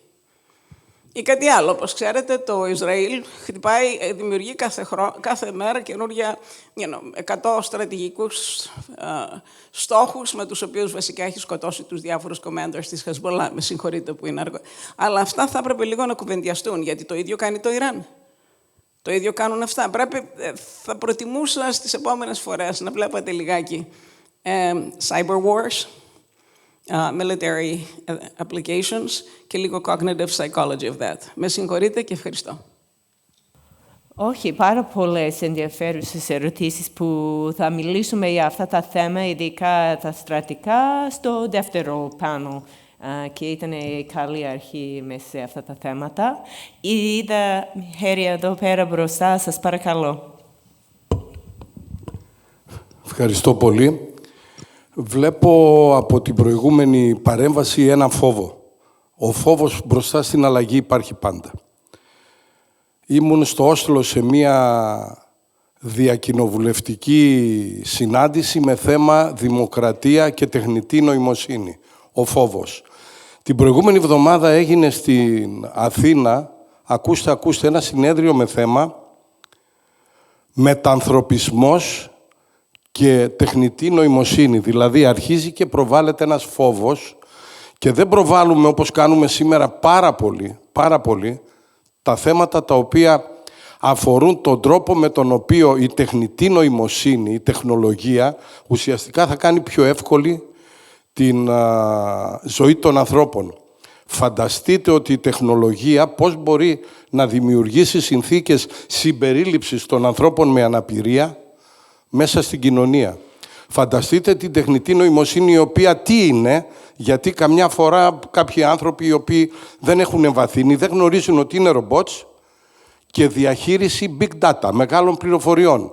Ένα ρομπότ το οποίο θα βοηθά έναν άνθρωπο ο οποίος έχει προβλήματα αναπηρίας, ή τα big data τα οποία θα βοηθούν, όπως είπε ο φίλος ο κύριος Bochtis, το να έχουμε γεωργία ακριβίας, ή την τεχνητή νοημοσύνη η οποία θα βλέπει ακόμη και το πρόσωπο του παιδιού όταν γίνεται το μάθημα και θα κατανοεί ότι δεν το καταλαβαίνει και θα ενισχύει τη διδασκαλία του. Έχουμε λοιπόν, παρά το ότι υπάρχουν θέματα ηθικής, θα πρέπει όσο μπορούμε, όσοι έχουμε δημόσιο λόγο και δημόσια θέση, να εστιάζουμε στα πολύ θετικά που έρχονται και η Ελλάδα όσο μπορεί να τα ενσωματώνει και να αποκρούει τις φωνές οι οποίες θα εστιάζουν στα υπαρκτά προβλήματα βέβαια όσον αφορά την ηθική της τεχνητής νοημοσύνης. Ευχαριστώ πολύ. Σας ευχαριστούμε και εμείς. Κάποιον άλλον εκεί πίσω και μετά θα γυρίζω πίσω, θα επιστρέψω στο πάνω. Hello. It is well known that many jobs will be replaced by AI, like in healthcare, in business, and in engineering. That means that many people will be unemployed and they won't be paid.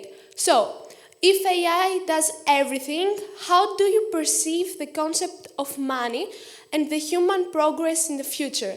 And a second question is, what is going on concerning China's and America's competition for AI? Thank you.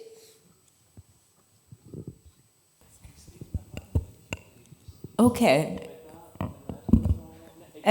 Εδώ μπροστά.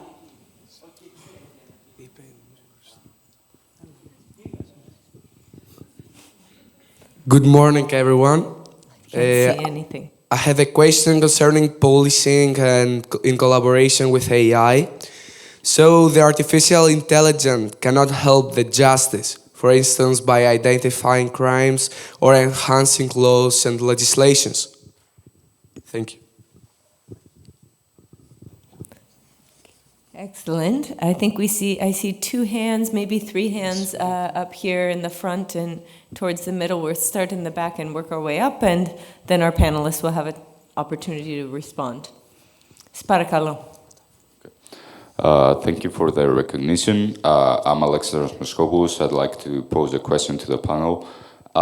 What is your opinion on AI in sectors concerning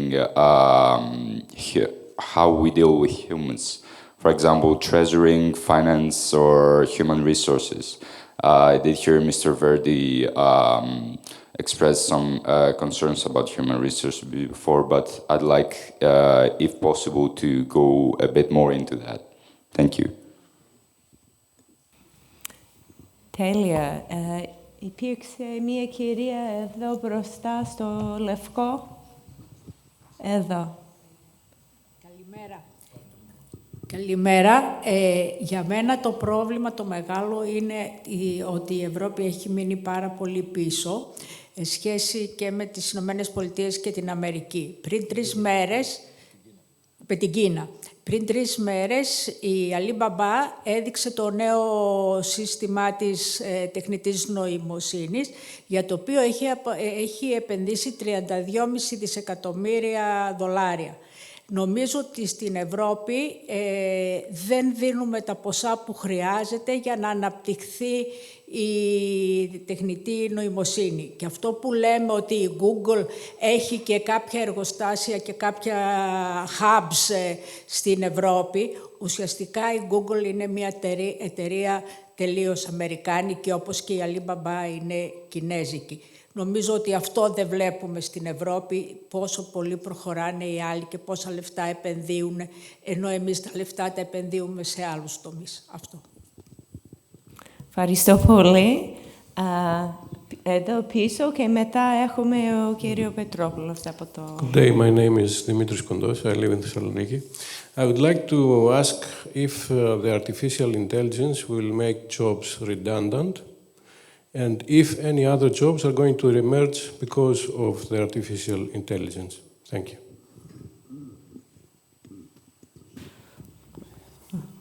Okay, μήπως είναι το τελευταίο.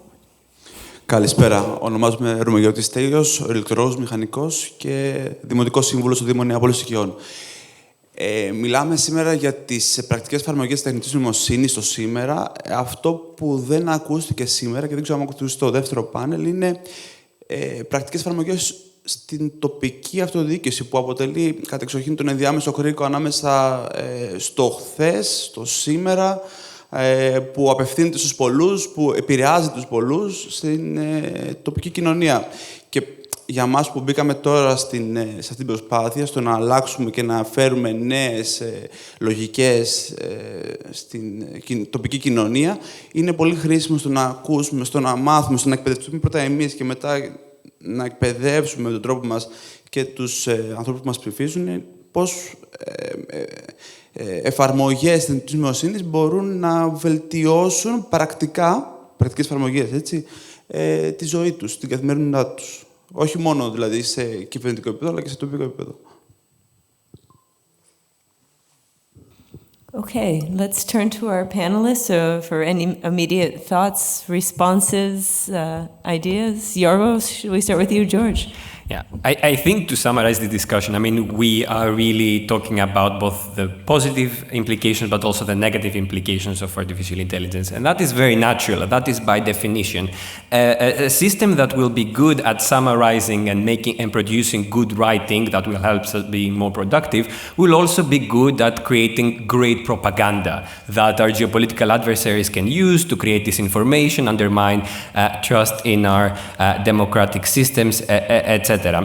Another question that became very apparent was the issue about human resources. Again, AI can help us make our human resources much more efficient, but there are a lot of risks. One example here was Amazon, which created an AI-enabled HR system in order to accelerate its recruitment process, but it became very quickly apparent that this system was sexist. It was hiring only male engineers based on the biased data that Amazon had in its history. So we must make sure that all these risks are also balanced. Now, I agree completely. We must not also focus on the risk. We must see these positive implications that we discussed in this panel, all the great productivity benefits for farmers, for construction workers, for health workers, for saving lives. And I think that is not a question. I mean, in terms of regulations, we are over with this. The AI Act has been agreed. This is going to be a Greek law. So we have defined the ethical framework. Now we must work in order to be able to get Europe back on track, as we discussed. And I would agree that in many sense, Europe is behind, especially as it was mentioned in terms of investment. Just as an example, last year, American companies in AI gathered about $67 billion of investments. European companies gathered only $7 billion of investment. So there is a $60 billion investment gap that we must fix there. But we must also consider that we are talking about very different jurisdictions, right? The United States and China is a very homogeneous a jurisdiction, a very homogeneous market. In the European Union, we still remain 27 different member states. And even though we have a single market and we have made progress in working with each other, there are still many barriers. And I would love to explore that more in the second panel as well. I would also like to comment a bit on the discussion. What we need to make sure we always keep in mind is that AI, at the end of the day, is a technology that is made by humans, is controlled by humans, and as such, it can not do beyond what the humans tell it to do. However, as humans, we are the ones that have the blindfolds of what could be potential repercussions. And as we explore more this technology, we learn more and more about these issues, as the example pointed out about HR. However, you need to also understand how much particularly the research community and other parts of it have changed with respect to understanding what are the issues with AI and the limitations. In scientific papers, when you're submitting to journals or conferences, you are requested to comment on limitations and on potential implications, even when you're creating data sets, large data that you're going to use for training your algorithms, you have to comment on the ethical and other ramifications and how you created the data sets in an unbiased way. When you're submitting for funding in order to get research funding, you have to many times write an ethical research statement where you are describing the ethical and other ramifications of your work, of the data sets, or everything you're doing with respect to that. There is a lot of discussion in increasing diversity and bringing more people into the development of all those algorithms in order to reduce those blindfolds.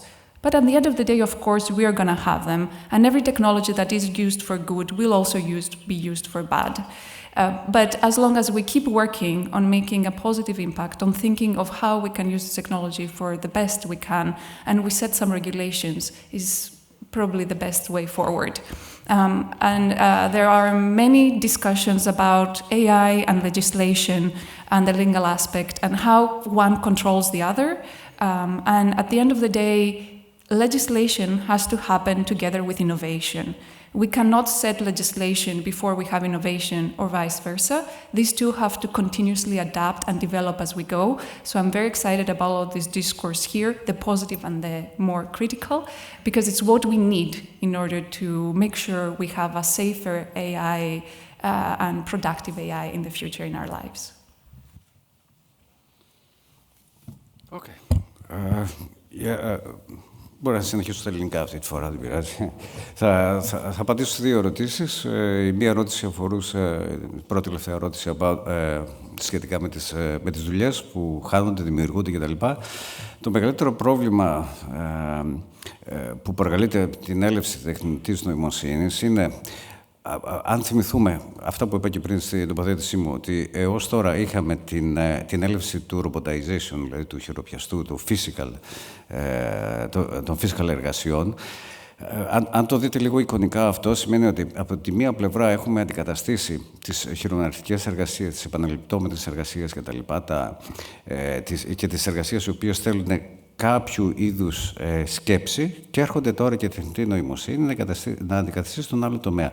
Αυτό είναι ένα τρομακτικό πρόβλημα το οποίο δημιουργείται αυτή τη στιγμή, που έχει αυτό που λέγεται job polarization, δηλαδή είναι η πόλωση του εργατικού δυναμικού, που σημαίνει ότι έχουμε μία ελίτ, ας το πούμε, εργασιών, οι οποίοι παράγουν αυτά τα συστήματα, που είναι πάρα πολύ λίγοι, και έχουμε κάποιους άλλους εργαζόμενους, οι οποίοι καλούνται να εκτελέσουν αυτό που λέμε work residuals, δηλαδή πολυματικές εργασίες. Υπάρχει ένα ανέκδοτο με τον άλλο που ταΐζει τη μαϊμού που οδηγεί ένα διαστημόπλιο. Αυτή είναι η πραγματικότητα. Και το πρόβλημα δεν σταματάει εδώ. Το πρόβλημα είναι πολύ μεγαλύτερο. Ακριβώς το ίδιο φαινόμενο και πολύ αναφέρεται αλλά όχι τόσο έντονα, είναι το business polarization. Συμβαίνει ακριβώς το ίδιο πράγμα στις εταιρείες. Όλες οι μικρές εταιρείες, οι μεσαίες εταιρείες απορροφούνται από τεράστιες εταιρείες. Ποιο είναι το όνειρο κάθε νέου αυτή τη στιγμή? Το όνειρό του είναι να πίνει το καφεδάκι του, να κάθεται και να σκέφτεται ότι θα του έρθει μια φοβερή ιδέα που θα την αγοράσει η Google και θα γίνει εκατομμυρίουχος πίνοντας απλά καφέδες. Αυτή είναι η πραγματικότητα αυτή τη στιγμή. Λοιπόν, και έχουμε αυτή την απορρόφηση, έχουμε πάλι μικρές εταιρείες να κάνουν τα work residuals και έχουμε αυτή την τεράστια πόλωση, το polarization. Και θα σας μιλήσω σαν φυσικός, αλλά δεν θέλω τώρα να μπούμε σε δύσκολα θέματα. Αυτό, αν το δείτε, αυτή την τάξη η οποία δημιουργείται, τάξη εννοώ το ordering, μιλάω για εντροπή αυτή τη στιγμή, στη φυσική είναι συστήματα τα οποία λέμε ότι είναι σε ένα equilibrium. Τι σημαίνει? Δεν μπορεί να παραχθεί πλέον ενέργεια, γιατί τα πράγματα παραμένουν ακίνητα. Θα χρειαστεί να μπω σε τεχνικά θέματα για να σας το εξηγήσω, αλλά σίγουρα είναι κάτι το οποίο πρέπει να δείτε πάρα πολύ σοβαρά, γιατί είναι αυτό που πρέπει να αντιμετωπιστεί, το job polarization και το business polarization. Για μένα προσωπικά είναι τα σοβαρότερα ζητήματα. Και να πάω και στην άλλη ερώτηση περί πολέμων κτλ. Βέβαια είναι στο δεύτερο πάνελ. Θα ρωτήσω τον φίλο μου, τον Δημήτρη. Είμαστε πολύ παλιοί φίλοι, εδώ και 14-15 ώρες. Δημήτρη, έχεις πάρει ποτέ πατάτες από τα McDonald's? Προφανώς. Νομίζω όλοι εδώ μέσα. Έτσι. Εμείς οι άνθρωποι είμαστε νοτόριοι, είμαστε φοβεροί στο να υποδιόμαστε κάθε φορά ότι υπάρχει κάποιος τρίτος που κάνει κάποια άλλα πράγματα. Κοιτάξτε λίγο. Όλοι μας πηγαίνουμε στο McDonald's να πάρουμε. Μας αρέσουν οι πατάτες. Τι μας αρέσει όμως αυτή την πατάτα που τρώμε το McDonald's? Είναι το consistency. Το ότι ξέρουμε ότι πάντα θα πάρουμε ακριβώς το ίδιο. Άρα, τι απαιτούμε εμείς από τα McDonald's? Consistency. Πώς θα πετύχει το McDonald's αυτό το πράγμα? Θα βρει κάποιες συγκεκριμένες ποικιλίες οι οποίες μπορεί να δώσουν αυτό το μήκος της πατάτας, αυτό το χρώμα της πατάτας, αυτή τη γεύση της πατάτας, αυτά τα νούτρια της πατάτας και πάει λέγοντας. Άρα, τι θα ζητήσει η McDonald's από τεράστιους παραγωγούς πατάτας κάπου στην Αμερική, στην Αυστραλία ή οπουδήποτε άλλο, να χρησιμοποιήσουν αυτές τις καλλιέργειες. Και πάμε στις μονοπικιλιακές καλλιέργειες, monoculture. Και ερχόμαστε και όλοι και φωνάζουμε μετά biodiversity, χάνεται το biodiversity. Προφανώς, όταν χάνεται το δικό μας biodiversity, η βιοποικιλότητα, τη δικιά μας η προσωπική, απαιτούμε και μετά ερχόμαστε και λέμε γιατί έγινε αυτό, ποιος το έκανε αυτό το πράγμα. Εμείς οι ίδιοι το κάνουμε. Όταν είμαστε μέσα εδώ και θέλουμε κάποιον να μας διορθώσει το mail, μετά κατηγορούμε την τεχνητή νοημοσύνη. Έρχεται ο Μίτσος ο Θηρορός και γράφει ακριβώς σαν τον Κυριάκο Μητσοτάκη το email. Δεν μπορεί να καταλάβεις ποιος θα έχει γράψει πλέον. Άρα, όταν απαιτώ εγώ να κάνω αυτό το πράγμα, δεν μπορώ να κουνάω το δάχτυλο απέναντι σε αυτό που ζήτησα εγώ ίδιος. Είναι αυτό το φοβερό που έχουμε και κυρίως εμείς οι Έλληνες, έχουμε μία σύγχυση, ένα μπλέξιμο του αιτίου και του αιτιατού. Δηλαδή, εμείς οι ίδιοι ζητάμε και έχουμε ίδιο το αποτέλεσμα. Και αυτό θέλει μεγάλη εξήγηση. Θέλουμε, άρα, για να καταλήξω, awareness, δηλαδή να γνωρίζουμε ποια είναι η θέση μας σε ένα σύστημα, όχι σαν individuals μέσα, οι πράξεις μας, ποια αποτελέσματα έχουν, οτιδήποτε. Και το δεύτερο, πρέπει να ξέρουμε το γνωστό «it all comes at a cost». Τα πάντα έχουν ένα κόστος. Δεν υπάρχει τίποτα δωρεάν σε αυτό το σύμπαν, δεν υπάρχει τίποτα τζάμπα. Οπότε, ας είμαστε μπροστά στις ευθύνες μας, as individuals, σαν ξεχωριστοί άνθρωποι. I want to make one more comment about the losing jobs. As every new kind of revolution that came, that was a fear, and certain jobs disappeared and certain jobs reappeared. However, you have to consider other aspects, such as many jobs are now struggling to find people to have them work there. Like, for example, construction, since I can mainly comment for that industry, is in the verge of suffering from the loss of workers due to ageism. Like, we have a very aging population, but we don't have new people that want to enter that workforce. It is a very dangerous industry. In the US, at least 12 people per day are dying, not even being injured by construction. There are issues of the younger people not wanting because it doesn't offer enough benefits. It's very strenuous. It actually causes a lot of health issues. So there are cases where we actually might want to see robotics and AI taking the jobs of people to help us not suffer from these repercussions. And maybe people can be actually the ones behind the scenes. Most importantly, a lot of the discourse now around AI is not to achieve full automation, but how can we have user in the loop? How can it be a user-centric AI where users do have the control over it? And so maybe instead of someone being a construction worker laying bricks on site, could operate a robot that is going to lay those bricks on site, and many other things. Because at the end of the day, we cannot have full automation that's going to be 100% accurate, and that is for sure. So we have to understand this part of losing jobs, that we are actually making our lives more efficient, more easy, especially talking about engineers, civil engineers, architects, whatever engineer you might be. We are dealing with a lot of uncertainties. We are dealing with a design space that is so multidimensional, that is very, very hard to compute in order to create good buildings. So we have to see it as an opportunity rather than as a fear that we're going to lose our jobs. We're actually going to do our jobs better. From there, maybe with a couple comments? Absolutely, Andreas, please. Well, I completely agree with you on this last point. And the way I've heard it described by others, that it's not the job of, let's say, politicians and regulators to protect jobs, it's to protect the people doing the jobs. So as it happened with prior technological revolutions, I mean, I'm thinking of the textile jobs that were lost, for example, with an automated loom as part of the Industrial Revolution.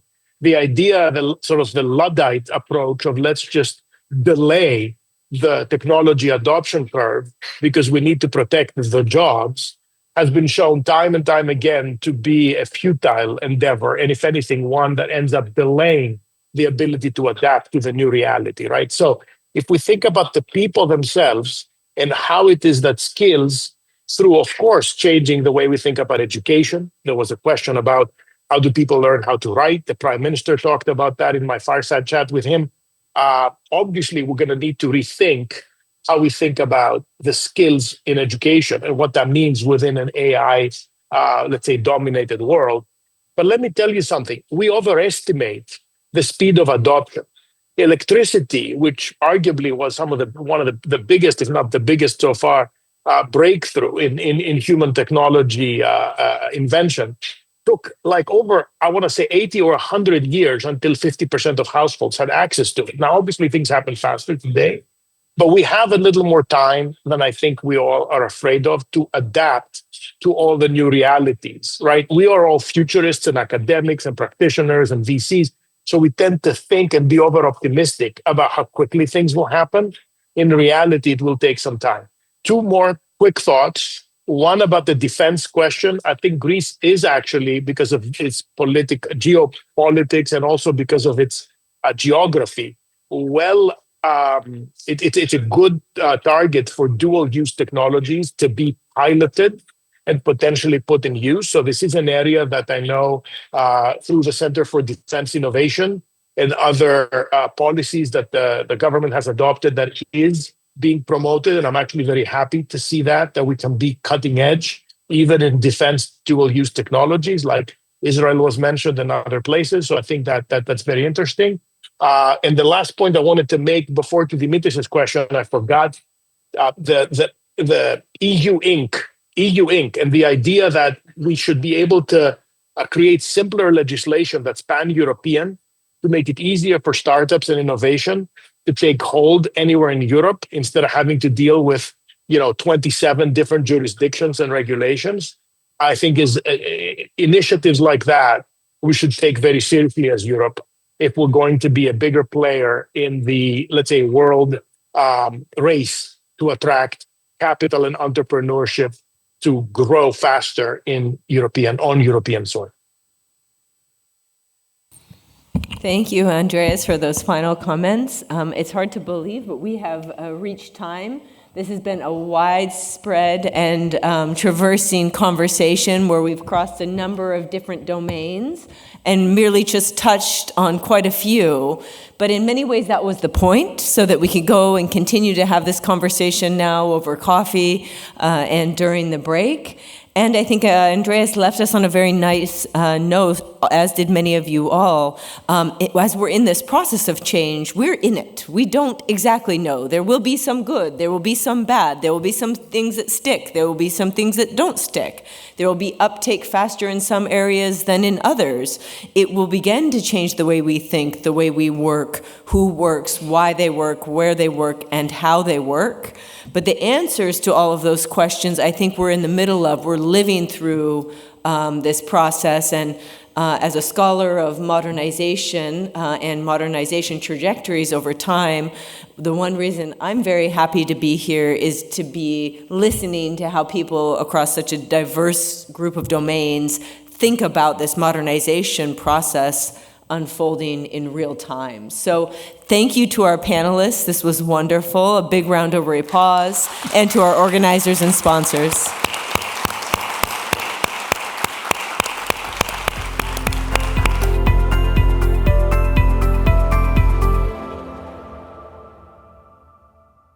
Λοιπόν, πέρα από τους θεσμούς, τους οργανωτές, υπάρχουν πάντοτε τα πρόσωπα. Γιατί τα πρόσωπα στην ουσία είναι αυτά που δουλεύουν και υπό αυτή την έννοια επιτρέψτε μου να κάνω μια πολύ μικρή σύντομη εισαγωγή, ευχαριστώντας καταρχήν την παλιά μου συνεργάτηδα και τώρα μεγάλη και τρανή επιστήμονα, την Kristin Fabbe, με την οποία μαζί σχεδιάσαμε την δομή του συνεδρίου, υπό τις οδηγίες πάντα του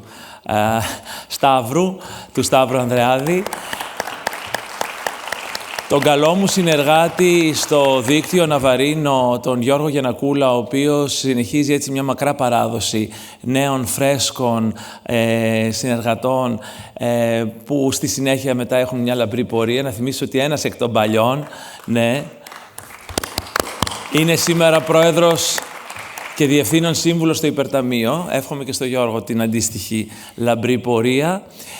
Και βέβαια τους ανθρώπους της πολιτιστικής, με πρώτη και καλύτερη τη Βίκη Παπαδημητρίου, η οποία είναι υπεύθυνη μαζί με τους ακούραστους συνεργάτες της, την Έλενα και τόσους άλλους, για αυτή την άψογη διοργάνωση. Προσωπικά είχα κάποιες αμφιβολίες για το Zoom, για το link, για τα βίντεο, όλα αυτά λειτουργήσαν και λειτουργήσαν πραγματικά άψογα. Τους διερμηνείς μας, την διοίκηση του Ολύμπιον, εδώ στο Φεστιβάλ Κινηματογράφου Θεσσαλονίκης, που κάθε χρόνο μας παραχωρεί την αίθουσα και συνεργαζόμαστε τόσο καλά μαζί, στα παιδιά της TV100 και τους βιντεολήπτες, φωτογράφους και όλους τους υπόλοιπους έξω μέσα από την αίθουσα για να κάνουν αυτό το συμπόσιο πραγματικότητα. Περνάμε λοιπόν στο δεύτερο μέρος. Αν το πρώτο ήταν αφιερωμένο στις πρακτικές εφαρμογές της τεχνητής νοημοσύνης, στο δεύτερο έχουμε να δούμε τα ευρύτερα ζητήματα, πολιτικά, κοινωνικά, αν θέλετε και ηθικά. Τέθηκαν ήδη από κάποιες ερωτήσεις της πρώτης συνεδρίας. Έχουμε εδώ τώρα κοντά μας να μιλήσουμε για την τεχνητή νοημοσύνη στον πόλεμο, αλλά και για την καλύτερη ρύθμιση του όλου θέματος. Και δεν θα μπορούσε να λείπει από τη σημερινή μας συνάντηση ο Μιχάλης Μπλέτσας. Ο Μιχάλης Μπλέτσας I'll turn into English now. Michael Blechas is an old friend of mine from MIT. He has been the director of the Media Lab there, which has done stellar work on new technologies, and has recently been appointed by the Greek government as head of the Cybersecurity Agency. He is a professor, obviously, at MIT. He has been traveling back and forth between Europe and the States. He belongs to, ανήκει και αυτός, όπως και η Ρο ή ο Γιώργος και τόσοι άλλοι, σε αυτή τη λαμπρή ελληνική διασπορά, που μας υπενθυμίζει ξανά και μας ξαναγεμίζει με αισιοδοξία για το μέλλον, διότι και εγώ όταν βλέπω έτσι παλαιότερος τώρα όλα αυτά τα ταλέντα, τη χρυσή μας νεολαία να διαπρέπει στο Stanford ή στο MIT ή εδώ ο Γιώργος στις Βρυξέλλες, γεμίζουμε με χαρά και περηφάνεια. Ένας εκ των παλιών μου συναδέλφων εδώ στη Θεσσαλονίκη μου υπενθύμισε ωστόσο, έξω που είχαμε αυτή την κουβέντα τώρα στο διάλειμμα, ότι η μεγάλη επιτυχία θα είναι όταν αυτά τα ταλέντα αρχίζουν και γυρνάνε στην Ελλάδα.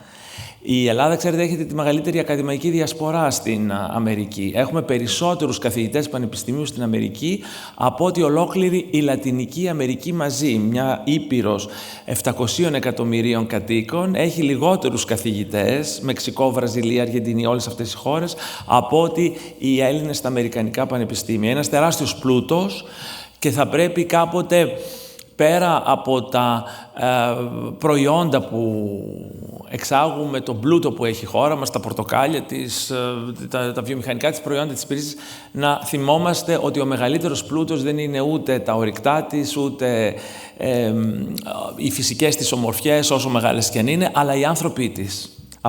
Αυτό το τεράστιο ανθρώπινο δυναμικό, η Θεσσαλονίκη το ξέρει πάρα πολύ καλά, πολλές φορές το αφήνει αναξιοποιητό η πόλη μας.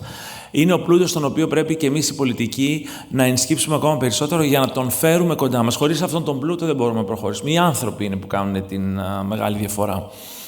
Και σήμερα έχουμε έτσι φοβερούς και τρομερούς. Ας πάμε κατευθείαν στον Μιχάλη, ο οποίος είναι ακαδημαϊκός, είναι ερευνητής, είναι επιχειρηματικός, αλλά τώρα έχει και μια θέση πολιτικής ευθύνης ως επικεφαλής της Εθνικής Αρχής Κυβερνοασφάλειας, να μας δώσει τη δικιά του άποψη για όλα αυτά τα κρίσιμα ζητήματα. Πάμε στο βίντεο. It's with great pleasure that I'm here to introduce Michalis Blechas, a research scientist specializing in network and computing systems. He's currently serving as the governor of Cybersecurity Authority in Greece, and he's also the director of computing at the MIT Media Lab. Michalis, welcome. So great to have you here today.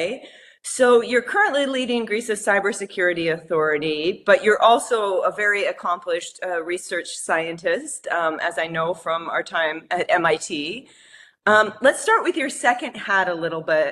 Tell us about how you feel about where AI is going, and how hopeful or fearful and scared should we be about what the future holds in terms of AI? Well, you know, we have rapid advancements in AI, and these advancements are keeping us all awed. Like every time we think, okay, we reached something, then a few months later, it's becoming even better. So, you know, ChatGPT and LLMs in general are pretty impressive. I mean, if you think to a human, they pass the Turing test for most humans. So, you know, the last frontier that we had for artificial intelligence, the last goal, for example, has been reached. So we are thinking now what?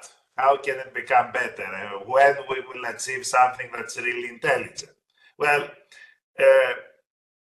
I'm always the spoiler of the party, mentioning that, you know, LLMs are not really intelligent. They are extremely, extremely good autocompletes that have been trained with humongous amounts of text.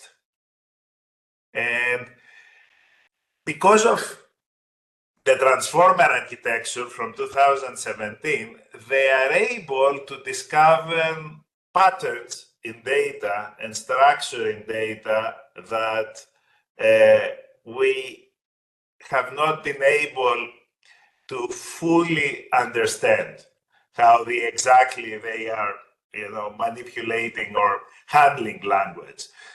Bottom line is that they are still regurgitating what has been fed into them. In the last 6 months, though, we have seen that if you take an LLM and you combine it essentially with a search engine that has structured data about the specific field that we are trying to apply the LLM on, we get extremely good results.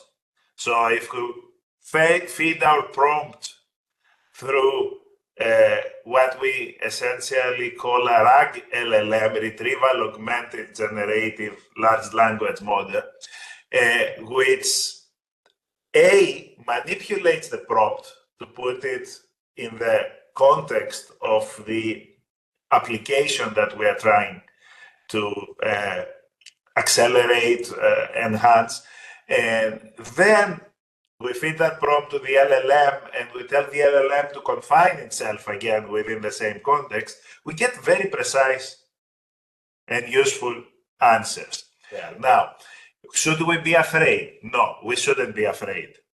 The Terminators are not coming for us. The robots are not coming for us anytime soon. Should we be concerned? Yes, we should.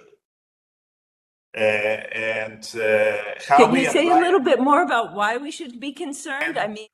My ultimate nightmare is, and I think it's already sort of happening, there are people out there that put backdoors into open source projects. What do you mean by backdoor? Can you tell us what you mean a little bit by backdoor there? That would be helpful. And it's great that we're shifting to the second hat. You preempted my next question. There are people who are poisoning already the data that the code generators are going to be using down in the future so that they can find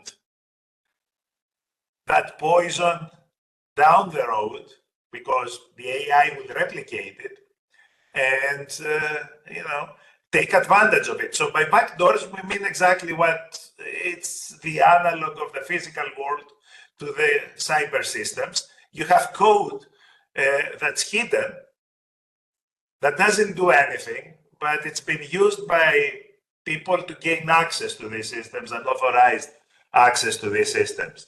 So this is one of my main concerns, because more and more of the code that we are using in our daily lives, it's been the product of generative AI. And it's one of the main applications, main profitable applications of generative AI. The other one is, chatbots, customer service chatbots. But let's start to think about maybe some of the stuff around security and cybersecurity and those places that you touched upon, which are areas of concern, people who are contaminating the system, people who have malicious intentions, etc. Tell us a little bit more about this new role that you have as the cybersecurity authority, the head of the cybersecurity authority in Greece. And what is cybersecurity exactly? I think people think about deep fakes and, internet scams, but they probably don't think a little bit about some more of these things that you were touching on, such as critical infrastructure and the like. So could you tell us a little bit about that role and how you see Greece? I think that what AI, if we want to connect it, right now it gives us nightmares, not because it helps the attackers penetrate systems as much. It does, but those are very few corner cases. What it mostly does, it generates fake content that makes scams look more real. So it hacks humans right now. AI, generative AI, is used to hack humans, not systems, not computers. And this is a much bigger issue. My the National Cybersecurity Authority is mostly concerned about system security.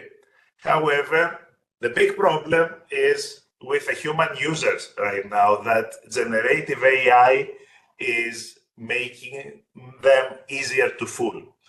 And the only answer to that is more awareness, better education, and something that we have to do more at schools, which is media literacy.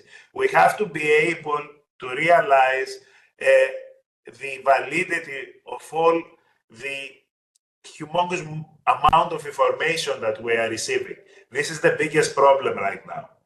And we have to make sure that the educational systems give you the tools to evaluate the information and separate plain information and noise from knowledge, and to be able to keep extracting knowledge out of all the information that you are getting exposed to every day.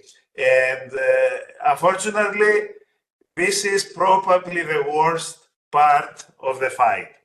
We have Gen AI tools have been released to the world, and the bad guys are using them much more effectively, and they have more uses for them than we do on the defense side.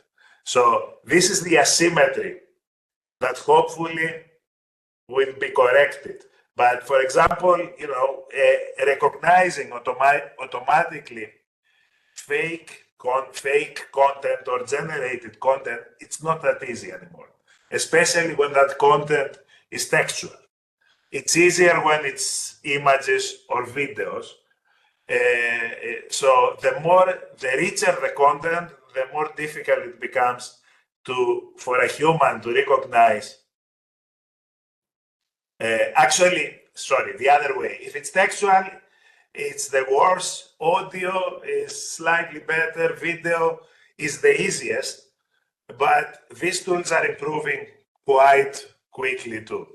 So that's my main concern. And their provenance of the content, it's much more important than the content itself. The way we recognize fake content is by looking at its provenance. So we go back to our educational principles, which basically people like us that are have worked in universities for a very long time know very well that in order to put information out there, we have to support that information with sources.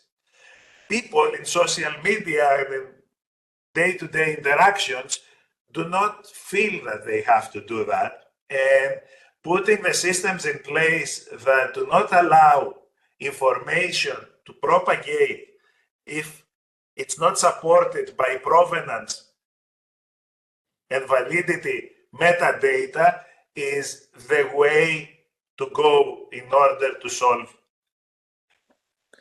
that problem.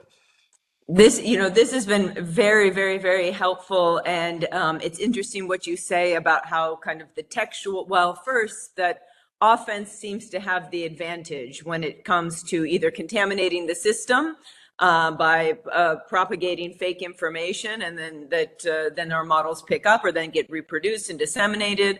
But text has the advantage. Audio is good but not great. Video, we can still tell them apart. I've heard some audio though that seems to me to be pretty real, and the videos, you say, they are getting better. And so literacy training seem to be the key, both, and kind of reskilling, both in terms of getting us labor market ready to do the jobs that need to be done regulatory wise, implementation wise, keeping up with the speeds of things, but also just for digital literacy for everyday citizens, so that they can tell what's good information, what's bad information, to make the decisions that they need to make in a democratic society. So unfortunately, we are out of time. I could talk to you all day, but hopefully we'll get the opportunity to do so in person now that you're going to be in Greece. So thank you, Professor Bletzas. Thank you so much. It was such a pleasure. And we hope to see you again soon. Looking forward to Kristin.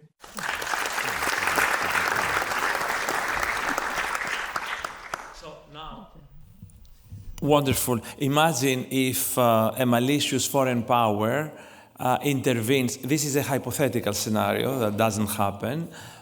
So imagine that a malicious foreign power intervening in our democracies put the prime minister through this fake imaging, making declarations and statements that are totally fake, creating a sort of havoc in our democratic politics, what this might mean and how much more aware we need to be with these kind of risks and problems. Now, I will turn, I guess, to the youngest panelists, although there is a competition with all this youth around me. I feel kind of a dinosaur. Sofia Romansky will talk to us about war and the military, right? She's a strategist at the Center for Strategic Studies and global project manager for AI in the military, for ethics, for the ethical application of, if there is such a thing, ethical application of AI in the military, which is exactly to answering the question that was posed in the first panel. Sofia, the floor is yours.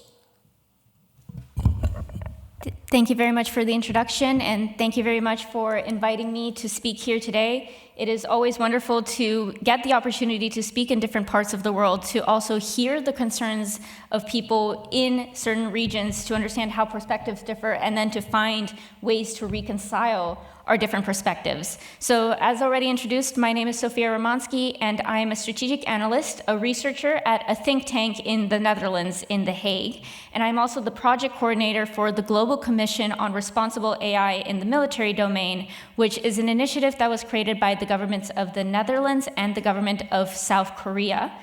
And so today I am going to I'm going to try to take on the very difficult task of sketching the role and the potential roles of artificial intelligence in the military domain. The military domain is an incredibly broad field which cannot necessarily be isolated easily from other parts of everyday life, because security is something that affects us every day, even when we are not thinking about it.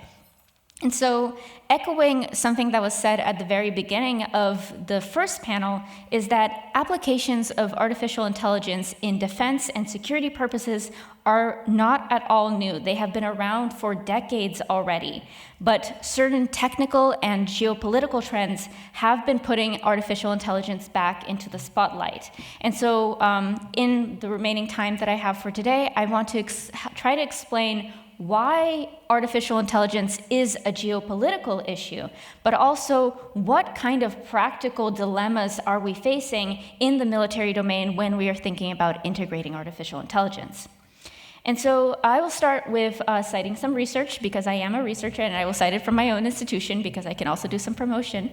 But it's that in 2021, a study was conducted with thousands of experts in international relations from around the world, where they were asked about which emerging strategic technology will have the most impact on the military and economic domains. And among 12 strategic technologies, which includes big data, quantum technologies, robotics and autonomous systems, artificial intelligence was the only technology that was rated as revolutionary for both the military and economic domains. Others were either one or the other. But this reflects that artificial intelligence is perceived differently by strategic actors. And the question is why? Why do we have so much hype that we are seeing? And I would attribute this primarily to 4 trends. The first is that we are now living in an age of generative artificial intelligence. As mentioned by Michali just before, following 2018, we have seen a revolution in transformer-based models. These are models that are able to put language and visual content together in a way that closely replicates humans. But that is not the only change that has taken place with the generative AI revolution. It's also the fact that artificial intelligence has become accessible to everyone. Artificial intelligence is now a democratized technology. This means that anyone can use it in any aspect of their lives, but from a geopolitical perspective, this also means that any individual could also potentially become a threat actor. They have the tools accessible from their own laptops to write any kind of disinformation campaign, or to create material that then is injected into our democracies and can be used to sow doubt or distrust or any kind of other polarization. Related to this, we are seeing that artificial intelligence is also the subject of great power competition. So to the question that was asked in the previous panel, it is one of the main technologies that is now powering an arms race between the United States and China. But this does not mean that the battle is only fought between great powers. There is also very clearly an emerging role for middle and small powers, like the Netherlands, like Greece, that can play key roles in either promoting standards through things like the AI Act, or by being aware of their position within these fields through private companies that play a very important role in international supply chains. Because artificial intelligence as a category of technologies is highly internationalized. Taking the example of the Netherlands hosts the company ASML, which is one of the only producers, or actually the only producer, of the highest level advanced lithography machines. Lithography machines are the machines that print the chips which allow for the most advanced AI systems to work. And so the Netherlands is very conscious of its position within this power competition. And speaking of chips, I'm coming to my third reason for why there's so much attention for AI and geopolitics right now, and that is exactly the advances within these semiconductors or logic chips. The rate at which we can process data and immense amounts of information is consistently improving, and this has different implications for what we can continue to do in the future with the use of artificial intelligence. And finally, even though this panel is focused on the future, it is important to realize that artificial intelligence uses in the military domain are already part of our reality. They are not science fiction anymore. If you look at conflicts like Russia's invasion of Ukraine or Israel and Gaza, you're seeing that AI algorithms are already being used and making differences on the battlefield. And with this context, we see that AI is not only the subject of geopolitical competition, but it is also the means through which geopolitical competition is exercised. It is the means through which we are competing with each other. And that makes it very difficult to govern, to create rules and regulations about it, because no actor wants to limit themselves in the potential capacities that they could use artificial intelligence for. And so that's why we are seeing rapid changes in export controls, how there is tension between the US and China. We are seeing how AI is a deterrent factor. By proclaiming that certain AI applications in the military domain have been achieved, you can stave off potential enemies by just promoting that you have perfectly integrated AI. And coming to the question of why is there so much interest for AI in the military domain? I will offer you 3 words: speed, scale, and reach. In military conflicts, it is always a matter of being able to achieve your objectives before your adversary does. And artificial intelligence has the potential to accelerate and to increase the reach of military activity, heightening the chance that you will be more efficient and hence more effective than your adversaries. And this relates to a central concept in military practice called the OODA loop, the observe, orient, decide, and act loop.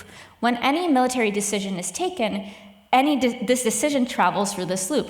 First, you need to observe the environment and gather data and information. Then you need to orient, understand what this information is telling you. What does that mean? Then you need to make a decision based on this understanding of the information. What subsequent actions should you undertake? And then you act. You execute objective A or objective B. Artificial intelligence is such a broad category of technologies that it has the potential to impact every single stage of the OODA loop. and accelerated. So let's say in observation, you can now send out a drone to scan the battlefield and through object recognition, record how many different objectives there are on the battlefield and report back instead of having reconnaissance done through a person or a soldier being sent out. It can orient by processing these immense amounts of different data, so audio, visual, anything like that, and create a summarized decision list, potential courses of actions or simulated scenarios based on the data gathered. And then artificial intelligence can also be integrated into the actual execution of a decision, for example, in target recognition. But all of these things are, as with all the other domains, unfortunately, a lot easier said than done. There are key challenges and dilemmas that we are facing, and all of them fundamentally relate to the question of responsibility. In the military domain, we are dealing, like in the healthcare domain, with human lives. And in our current international humanitarian law, or the law of armed conflict, which deals with the conduct of warfare, the responsibility always lies with people. However, if we start to use autonomous systems to make decisions in the place of people or to direct people to such an extent that these decisions cannot be said to have been human anymore, then the system of accountability does not work anymore.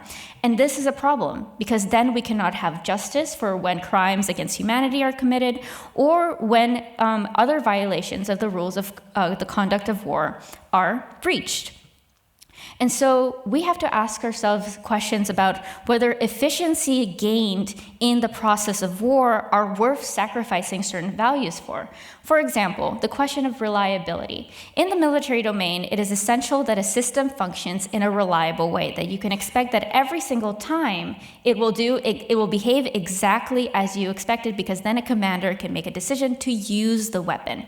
However, at the current stage of artificial intelligence development, in certain models, this cannot be guaranteed because there are certain unknowns that come into the way that an artificial intelligence algorithm makes decisions.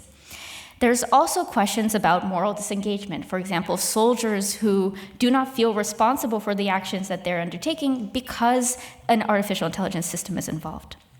And so, having raised some of these questions and having painted this landscape, I hope that we can then bridge the conversations with my colleagues on the side to answer these dilemmas and look forward into the future where we will live in a more secure and safe world. Thank you.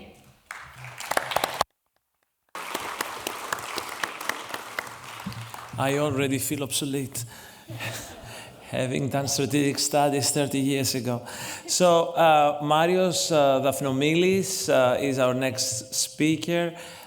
He works for the government. He is part of the Special Secretariat on Foresight and Strategic Thinking, and which is responsible for this report that Mr. Stavropoulos talked about in the first panel on artificial intelligence and how Greece should move forward. So, Marie, the floor is yours. You give us, originally an engineer. Yeah. Yes, yes.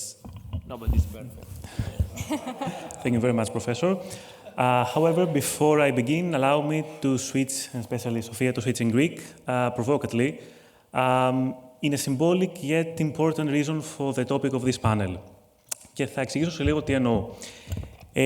Αρχικά, όπως ανέφερε και ο κ. Κερίδης, εργάζομαι στην Ειδική Γραμματεία Μακροπρόθεσμου Σχεδιασμού. Είχε τη χαρά να συντονίσει την Επιτροπή της Τεχνητής Νοημοσύνης, στην οποία ήταν μέλος ο Ανδρέας Σταυρόπουλος.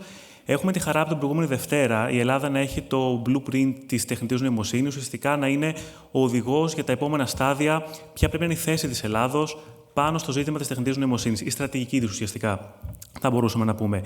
Το καλό όταν είσαι σε ένα δεύτερο πάνελ είναι ότι μπορείς να έχεις ακούσει τις ιδέες, τις ερωτήσεις από τους συνομιλητές. Χάρηκα πάρα πολύ διότι πάρα πολλές απορίες, πάρα πολλοί προβληματισμοί αλλά και τοποθετήσεις τόσο του προηγούμενου όσο και αυτού του πάνελ και με τη Σοφία αναφέρονται μέσα στο blueprint, μέσα στη στρατηγική. Ερχόμενος είχα σκοπό να αναφερθώ κυρίως στο κομμάτι το πιο ανθρωπιστικό, όπως αναφερθήκαμε και στην αρχή, το οποίο αξίζει να συζητηθεί κυρίως για το θέμα του πάνελ αυτό, που είναι το μέλλον της τεχνητής νοημοσύνης για την κοινωνία. Δεν θα σας κουράσω. Προφανώς είναι μια πάρα πολύ καλή ευκαιρία τα Χριστούγεννα, ένα ωραίο χριστουγεννιάτικο διάβασμα, να είναι το report της Επιτροπής. Θα επικεντρωθώ κυρίως στα 6 flagship initiatives, τα οποία δίνουν, θα μπορούσα να πω, και το tempo της Επιτροπής για το ποιο πρέπει να είναι το μέλλον, ποια πρέπει να είναι η στρατηγική και κυρίως στον τρόπο σκέψης. Και όταν λέω τρόπο σκέψης, αναφέρομαι κυρίως στις κατευθυντήριες αρχές με τις οποίες δούλεψε η Επιτροπή. Επιγραμματικά θα πω ότι στόχος της ήταν ο σεβασμός στην ανθρώπινη αξιοπρέπεια. Είναι η ανθρώπινη ευημερία, ο πλουραλισμός, η εκδημοκρατικοποίηση της τεχνολογίας, όπως αναφέρθηκε, η συμμετοχικότητα μέσα σε αυτό, η διαφάνεια, η προσαρμοστικότητα και κυρίως η πολυμερή συνεργασία. Αναφέρθηκε και ο Ανδρέας το πώς μπορεί να προσελκύσει. Πώς μπορούν να προσελκυθούν μέσω από την Επιτροπή εταιρείες, οργανισμοί, ακριβώς για να έχουν ένα παραγωγικό αποτύπωμα στην ελληνική πραγματικότητα. Αν προχωρήσουμε στα εμβληματικά έργα τα οποία προτείνει η Επιτροπή, θα ξεκινήσω με το έργο το οποίο ήταν και ο λόγος της τοποθέτησής μου να είναι στα ελληνικά. Αναφέρθηκαν και νωρίτερα τα λεγόμενα algorithmic biases, οι αλγοριθμικές προκαταλήψεις. Όλοι γνωρίζουμε και όλοι έχουμε χρησιμοποιήσει αλγορίθμους και γλώσσες τεχνητής νοημοσύνης, όπως για παράδειγμα τα μεγάλα γλωσσικά μοντέλα LLMs, ChatGPT. Όταν βάζεις το input σου σε γλώσσες dominant, όπως είναι αγγλική, μην γελιόμαστε, αυτό είναι το μεγαλύτερο input αυτών των μοντέλων, τα αποτελέσματα τα οποία βγάζουν είναι λίγο προκατηλημένα στις non-dominant γλώσσες, όπως είναι η ελληνική. Επομένως, χάνουμε ποιότητα, χάνουμε περιεχόμενο και ποιότητα αποτελεσμάτων. Μία πρόταση λοιπόν της Επιτροπής, μία από τις σημαντικές προτάσεις, είναι η δημιουργία ελληνικού γλωσσικού μοντέλου, το οποίο να περιλαμβάνει τόσο τα artifacts τα ελληνικά, ακόμα και τώρα λέω artifacts, όχι, είναι στοιχεία πολιτισμού ελληνικά τα οποία μπορούν να δώσουν τα αποτελέσματα να είναι συμβατά με αυτό που θέλει ένας Έλληνας χρήστης και γενικότερα να περιλαμβάνει τον ελληνικό πολιτισμό. Άλλες προτάσεις είναι πώς η Ελλάδα μπορεί να γίνει κυρίαρχη στην χρήση, στην επεξεργασία και στην στρατηγική των δεδομένων. Η τεχνητή νοημοσύνη βασίζεται σε 3 πυλώνες. Τα δεδομένα, το ανθρώπινο δυναμικό, αλλά και την υπολογιστική δύναμη. Αναφέρθηκε και στο προηγούμενο πάνελ. Δεδομένα μαζί με το ανθρώπινο δυναμικό, και εδώ πέρα συνδέω ένα δεύτερο proposal της Επιτροπής, που είναι πώς θα μπορέσει το ανθρώπινο δυναμικό στην Ελλάδα μέσα από ένα κέντρο αριστείας τεχνητής νοημοσύνης να είναι εκπαιδευμένο σε ζητήματα της τεχνητής νοημοσύνης. Άρα, δεδομένα, ανθρώπινο δυναμικό και υπολογιστική ισχύ. Αναφέρθηκε από τον Γιώργο στην προηγούμενη συζήτηση το AI Factory. Ναι, έχουμε την χαρά να έχουμε καταθέσει πρόταση για τη δημιουργία του AI Factory και ευελπιστούμε στο καλύτερο δυνατό σενάριο. Και θα κλείσω το ίσως βαρετό κομμάτι της αναφοράς στο έργο της Επιτροπής με το τελευταίο έργο, κατά σειρά το έκτο, το οποίο είναι η δημιουργία ενός κέντρου, ενός παγκόσμιου φόρουμ ηθικής στην τεχνητή νοημοσύνη. Στη συζήτηση πολλές φορές φεύγει το κομμάτι του ανθρώπου, της ηθικής, όταν μιλάμε για την τεχνητή νοημοσύνη. Καλώς ή κακώς έχουμε την ευραία πεποίθηση στη Γραμματεία και γενικότερα και η Επιτροπή. Έχει ξεφύγει και πρέπει να ξεφύγει πλέον το κομμάτι της τεχνητής νοημοσύνης από τα χέρια νομικών και πληροφορικάριων. Πρέπει να εισαχθούν νέες ειδικότητες, υπάρχουσες προφανώς όμως εδώ και χρόνια, της κοινωνιολογίας, της ψυχολογίας, ακόμα και της θρησκείας θα μπορούσα να πω, διότι είναι αλυσιδωτά όλα τα ωφέλη από τη μία, αλλά και όλα τα δύσκολα τα οποία μπορούν να συμβούν μέσα από την τεχνητή νοημοσύνη. Δεν θα μείνω σε αρνητικό λόγο, απλώς θα εντοπίσω 2-3 πράγματα τα οποία συζητήθηκαν. Ένα από τα βασικά προβλήματα τα οποία σίγουρα και την Επιτροπή προβλημάτισε είναι το κομμάτι της αγοράς εργασίας. Αναφέρθηκε και είναι η κλασική ερώτηση που γίνεται. Πώς δεν θα χαθούν θέσεις εργασίας από την τεχνητή νοημοσύνη? Η αλήθεια είναι ότι δεν θα χαθούν θέσεις εργασίας. Θα δώσω το παράδειγμα του Γουτεμβέργιου. Ένα βήμα πίσω όμως, η τεχνολογία, που μέσα από την τεχνολογία είναι εργαλείο της, είναι η τεχνητή νοημοσύνη, εντάσσεται στις 24 πλατφόρμες τεχνολογίας, οι οποίες έχουν αλλάξει τον κόσμο. Όσο και αν φαίνεται υπερβολικό, ισχύει όμως, η φωτιά, ο ηλεκτρισμός και η τυπογραφία είναι μία από τις υπόλοιπες 24. Ας σκεφτούμε λοιπόν λίγο το Γουτεμβέργιο την τότε εποχή. Ένας μεταλλάς, ο οποίος τι ήθελε να κάνει? Ήθελε να φτιάξει μία επινόηση για την τυπογραφία. Δεν νομίζω να φαντάστηκε ποτέ ότι θα έχει τέτοιο αντίκτυπο στην κοινωνία, συνταράζοντας μέχρι και την θρησκεία ολόκληρη η επινόησή του. Άρα λοιπόν τι θέλω να πω με αυτό? Ότι η άμεση αντίδραση, ναι, θα χαθούν δουλειές, δεν είναι επικρατούσα άποψη. Αν τυχόν μπορέσουμε και μιλήσουμε για το λεγόμενο upskilling και reskilling σε άπτεστα ελληνικά, το οποίο απαιτείται στην σημερινή εποχή ακριβώς για να προσαρμοστούμε στις νέες ανάγκες που θα χρειαστεί η χρήση της τεχνητής νοημοσύνης. Άρα λοιπόν δεν μιλάμε για απώλεια, μιλάμε για αντικατάσταση και για επανεκπαίδευση του δυναμικού πάνω στις νέες μας ανάγκες. Κλείνοντας, η Σοφία είπε ένα πολύ ωραίο περί science fiction.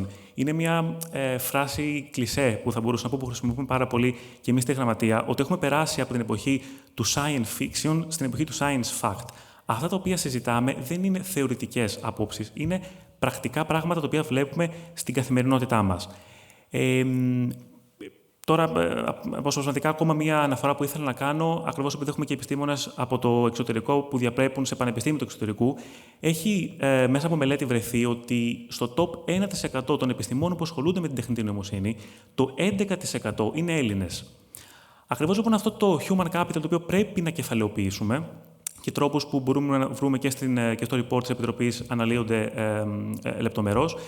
Επανερχόμαστε λοιπόν ακριβώς αυτό που αναφέρθηκε και πριν. Πώς τα δεδομένα τα οποία τα έχουμε, υγεία, άμυνα, και θα δώσω ξανά την πάσα και στον Γιώργο και στην Σοφία, το κομμάτι της άμυνας, ναι, έχουμε δεδομένα. Η υγεία που αναφέρθηκε, μαζί με το talent, το ανθρώπινο δυναμικό, συν την υπολογιστική ισχύ, μπορεί η επόμενη μέρα να μας βρει και ως Ελλάδα προφανώς, αλλά και σε διευθύνει διάλογο, σε μια καλύτερη θέση, με θετικό όμως λόγο.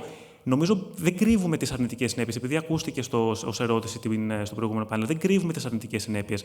Απλώς προσπαθούμε να τις ξεπεράσουμε μέσα από τις θετικές ιδέες και προτάσεις που πάρα πολύ ωραία και στην Επιτροπή συζητήθηκαν και παρουσιάστηκαν την προηγούμενη εβδομάδα.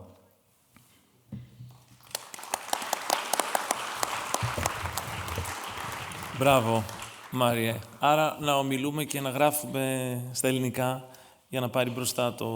Θα είναι ένα ακόμα πάρα πολύ θετικό input στον αλγόριθμο. Ο αλγόριθμος. Μας και μας χρειάζεται. Ωραία.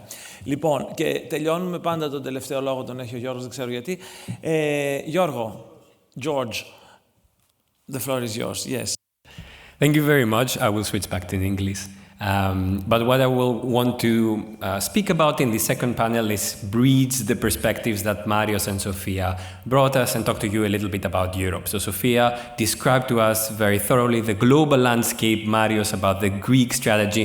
I want to talk to you a little bit about the European Union and continue this very interesting discussion that we had previously about Europe being left behind. So let's start again with the realization that AI is one of the most critical and strategic technologies of our times. Sofia thoroughly described the benefits that this technology can bring. We saw already in the previous panel, AI brings benefits in the economic sector. McKinsey, one of the top global consulting companies, estimated that AI will add $13 trillion to the global economy by 2030. So there is a big economic promise right there.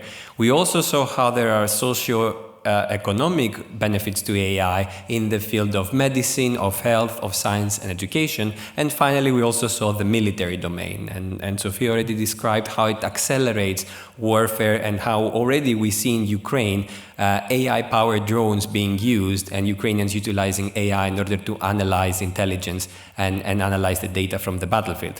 Now, naturally, because this technology is so strategic, nation-states are racing to gain an advantage in it. It is what Sofia also described, the US-China AI arms race. So on one hand, you have China, where the Chinese leader Xi Jinping stated that innovation is the main battleground of today. And China put a plan out in 2017 called the AI Generation New Development Plan, which aims to make China a global leader in AI by 2030. Now, the US is also simulating China's approach in some regards, trying to stay as far ahead its competitor as possible. This already started with the Biden administration. President Biden put forward the Chips and Science Act, which commits about $250 billion to AI and semiconductor research. And what is more, President Biden tried to impose export controls on AI chips so that the Chinese couldn't obtain these advanced AI chips and couldn't make cutting-edge AI models based on them.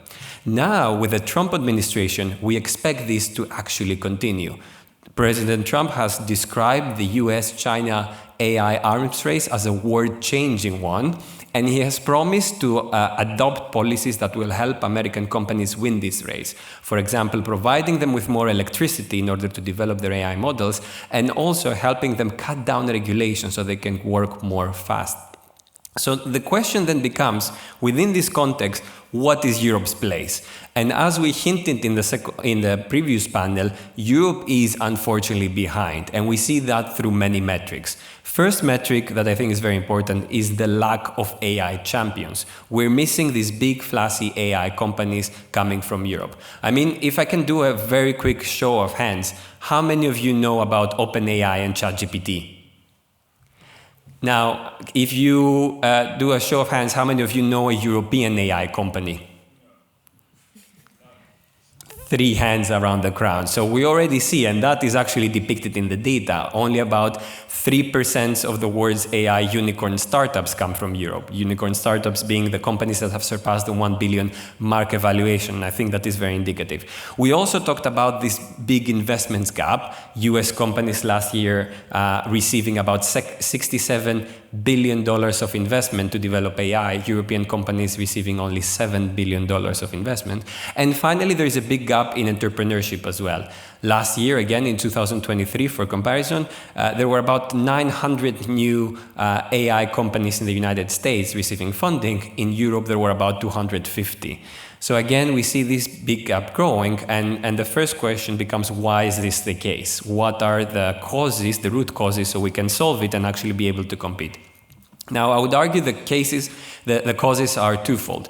First of all, as I described a little bit before, we are too fragmented. Again, innovators in the United States, in China, can deal with a homogeneous market where they can scale up, find customers, tap investors. Whereas it is not the same case in the European Union. If you start an AI company here in Greece and you want to scale across Europe, because you will very quickly find a natural ceiling in the Greek market, you will have to deal with 27 different bureaucracies, 24 different languages, 27 different labor laws. So it becomes a much more complex environment than what your counterparts in the US have to deal with. Second of all, as we talked a lot about, the issue of bureaucracy or over-regulation, if you want to call it that way. In the last 5 years, there were about 95 laws adopted at the European level only for digital technologies. So if you're an innovator and you want to create a new product in Europe, that immediately creates a big bureaucratic maze that you have to navigate.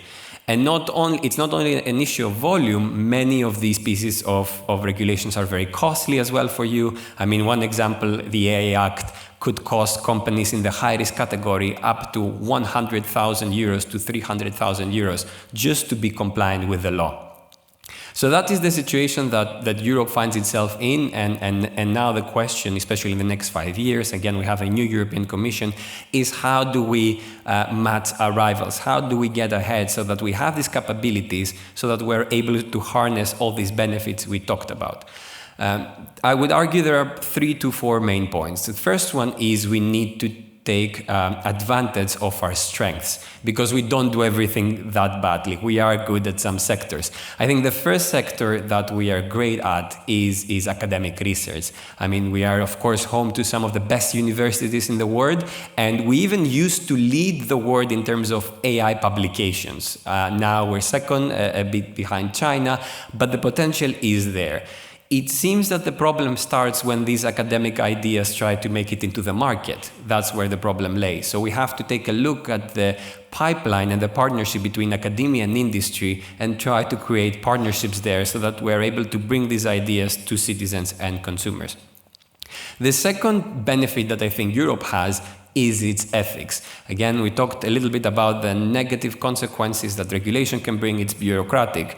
But at the same time, regulation codifies what European values are in AI, and that can be a brand power. Because imagine if you have an AI company and you go around the world and you say to your customers and clients, I have the most ethical AI systems compared to my American competitors, my Chinese competitors. I have the most ethical, trustworthy, and tested systems in the world. And that can be a huge business advantage. Third element is that I want to talk about is also talent, is our ability to develop and maintain a talent pool of engineers that can create these products. According to current trends, by 2030, Europe will be faced with a shortage of computer specialists. Specifically, we'll be faced with a shortage of 8 million computer specialists. So without this human capital, we will not be able to catch up to our competitors. So that requires taking a look at reforms in the educational system, making digital skills a core part of the curriculum, but also starting to attract talent from elsewhere. And something that I would argue is that the election of Trump in the United States could be an opportunity for Europe to attract bright minds that would otherwise go to the United States to innovate. Now we can show them that Europe is the place to be. And finally, it's fantastic to hear about the Greek initiative, because at the end of the day, Europe is a sum of its parts. Europe is not a singular entity, it is a sum of the 27 EU member states. So it is very important that initiatives like this, the Greek blueprint for AI, takes place so that we are able to coordinate all member states and be at a level playing field. So all in all, Europe is unfortunately behind, but I am optimistic that in the next few years, if we take the right steps, we will be able to rival the other great powers. But most importantly, this is not about rivalry, it is about us enjoying the benefits that this technology promises. So thank you.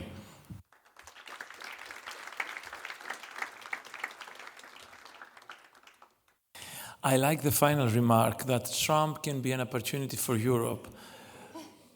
But to be an opportunity for Europe, Trump, the precondition is that Europe does not become like Trump, which is a very big if, and I doubt about that.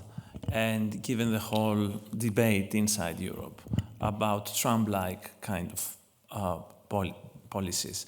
So we have concluded the first statements, and now we have some time for discussion, and we can put together.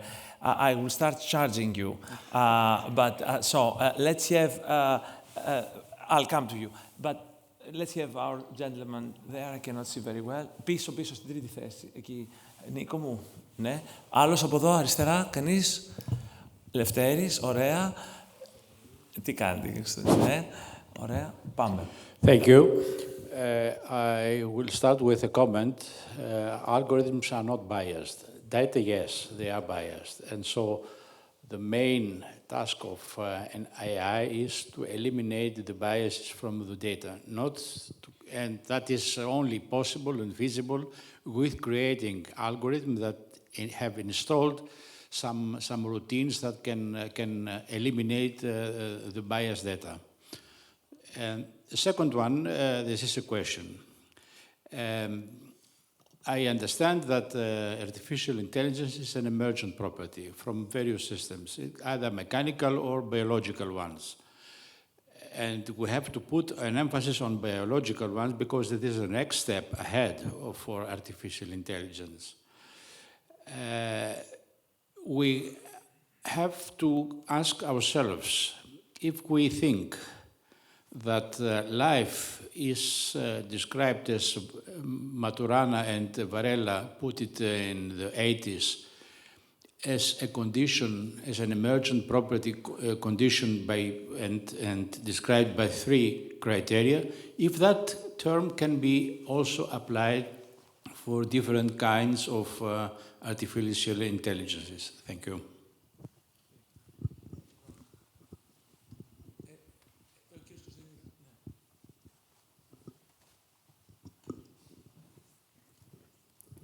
Ευχαριστώ, Δημήτρη. My first subject is for Sofia. She mentioned what could happen with a drone flying over a war scene. My question is, when this data is collected, then the decision is made by artificial intelligence or by some human factors. And this goes up to make a little bit light. I don't know, you're young. There was a film, War Games, with a computer who's playing chess, etc. Or The Terminator, how it ends. Any thoughts about it? Thank you. One more question. Ναι, ο Λευτέρης μου. At first, let me thank you.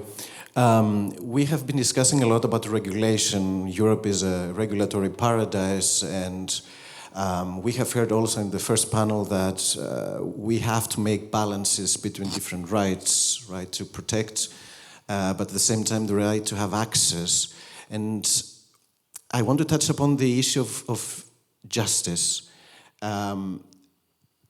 We have heard a lot about legal fragmentation and all that.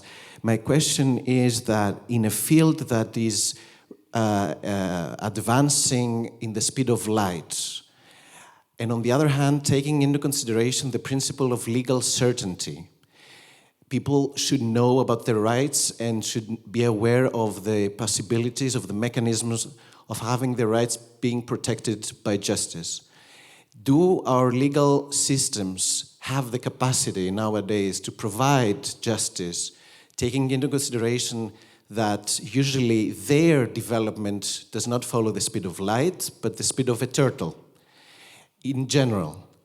But all the more in Greece, and now I'm coming more to Marios, in a country where our legal system has not yet even understood the need for digitalization. How can we discuss about legal certainty when it comes to artificial intelligence? And, sorry, I haven't read yet the strategy. I promise I will do it during Christmas. What can we do in order to create a legal system, a judicial system, that will actually protect our rights? Thank you.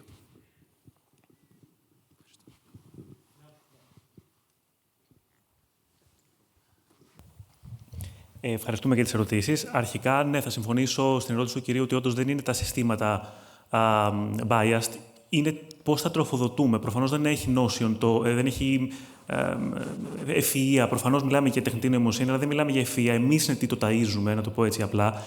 Και αυτός είναι και ο λόγος που έτσι προβοκατόρικα είπα θα είναι στα ελληνικά. Θέλω να το ταΐσω ελληνικά. Θέλω να το ταΐσω με κάποιες διακρίσεις. Αναφέρθηκε σε ένα σύστημα το οποίο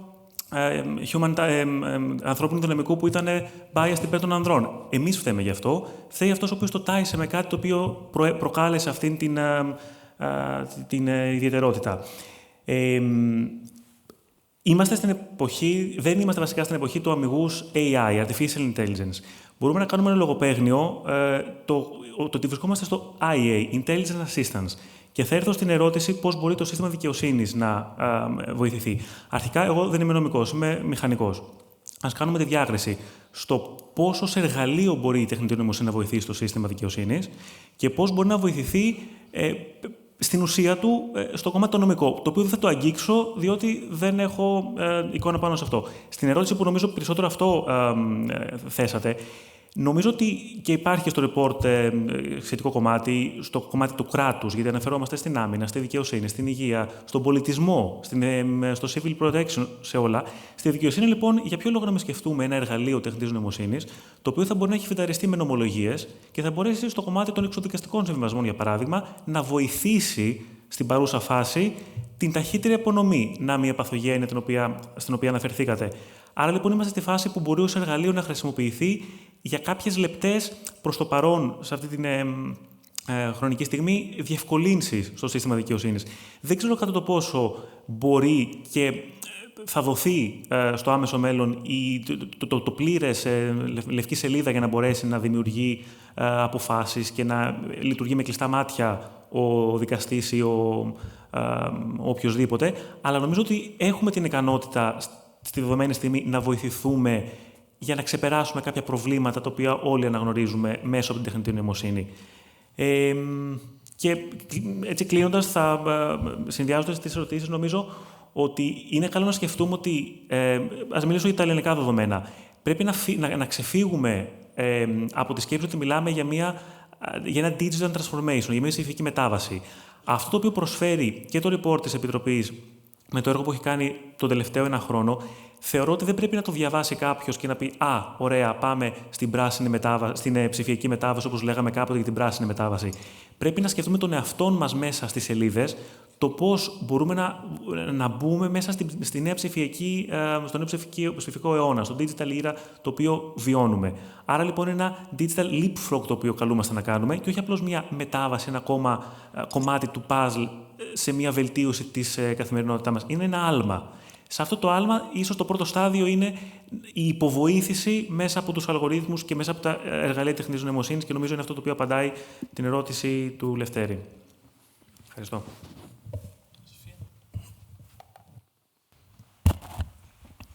Yes, I will start with the question asked by the sir at the front about decision support through AI. So at the moment in global case studies of AI uses in the military domain, we do not know whether there is actual AI integrated in the decision to fire a certain weapon or to make a strategic choice about an objective or not. But I think the issue that I want to emphasize is that it doesn't necessarily even matter whether the AI is making the decision, because even steps before that, the result may be that the AI is effectively making the decision. What I mean by this is that depending on the way in which we integrate AI into military operations, human bias may result in excessive trust in the AI system. So imagine if you are a soldier and you are in charge of deciding which objects to target. If an AI system is providing you with hundreds of options every day, then it's easier to just press yes, yes, yes, yes, just because you rely on the system. You trust that it has already processed all of this data and that it has made the correct evaluations, because, well, the reason that we are trying to integrate AI into the military domain is because of efficiency.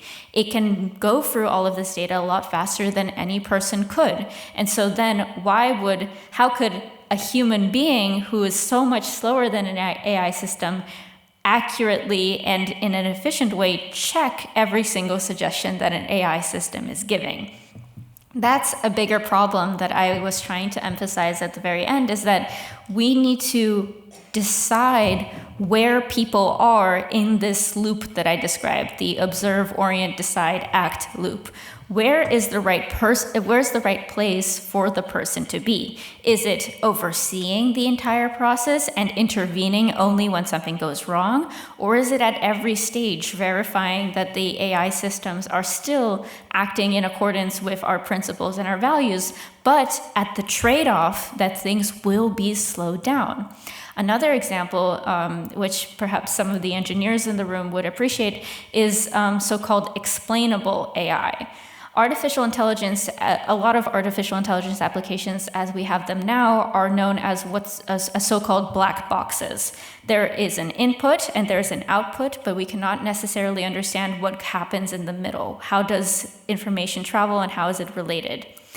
There are ways that you can make algorithms which explain the steps that are taken to make these corrections. How do they use probability to predict whether one word will follow another in the case of like ChatGPT, for example? But that also slows down the system. It also makes it so-called less efficient if you're thinking about speed and scale, as I mentioned. But these are all questions that we need to answer before we can really reliably and ethically integrate AI into our military practices. So to wrap up this question, decisions at the moment are not made fully autonomously, but even that being seen as the top may not be the worst case scenario, because there might be other issues that are created from other ways of integrating AI into military practices. I would also briefly like to address the question about law and justice. I come at this from a partially international law perspective, so it's not as tangible as local or a national law, but also the question that we are, for example, discussing in the Global Commission right now, which is an international governance initiative, is do we have an opportunity here to make law that is proactive rather than reactive? That's the main question that we have, because we are in the position now where we can shape the outcomes of the integration of this technology. We can look ahead enough and already set red lines that cannot be crossed. But there is a reluctance to do that, because then again, you kind of shoot yourself in the foot in terms of strategic competition. And then you have the same problem of reactive justice, where you can only condemn crimes against humanity when the crimes against humanity have happened. And the question is, can we work around it here, or is AI going to be regulated the same way as all other technologies and all other aspects of war? One thing that is already being kind of come together on an international scale is that AI will not be accepted from international law. It will be regulated under international law, because it is not so exceptional that it challenges the basic principles. You still have the questions of proportionality, of human dignity. This all still applies and should still be taken into account through the development of AI systems. And so then you have to look at the entirety of the AI lifecycle, from design, which currently happens in private organizations, which are regulated by the national level, as it traverses into the international domain. And you have to have clear frameworks of responsibility at every stage that correspond with each other. And that's the biggest challenge of AI regulation, is ensuring that these different levels of regulation also correspond to each other. But that's also when the EU perspectives comes in. So I'll hand it over to you. Thank you very much, Sofia. A very short remark, because my excellent co-panelists covered a lot of ground, mostly about the question for legal certainty. Sofia covered the international perspective. Maybe when it comes to the national level, I think there are two streams to consider here. First of all, from a business level, I would argue that this is very much a problem. Firstly, many businesses in Europe right now wouldn't even know that the AI Act is a thing. So there is an issue of awareness. But even between those that know what the AI Act is, have read the law, I can tell you they are struggling to know how they will become compliant with the law. Let me give you a very concrete example. We talked a lot about biases, right? And one of the main obligations of the law is to make your AI systems unbiased. Now, how do you make that in an engineering level? It's complicated, and many businesses don't know exactly how they're going to do it. So again, the question of legal uncertainty threatens to hinder even more their ability to put out innovative products. The second level is the level of the natural persons. And here is the issue of liability rules.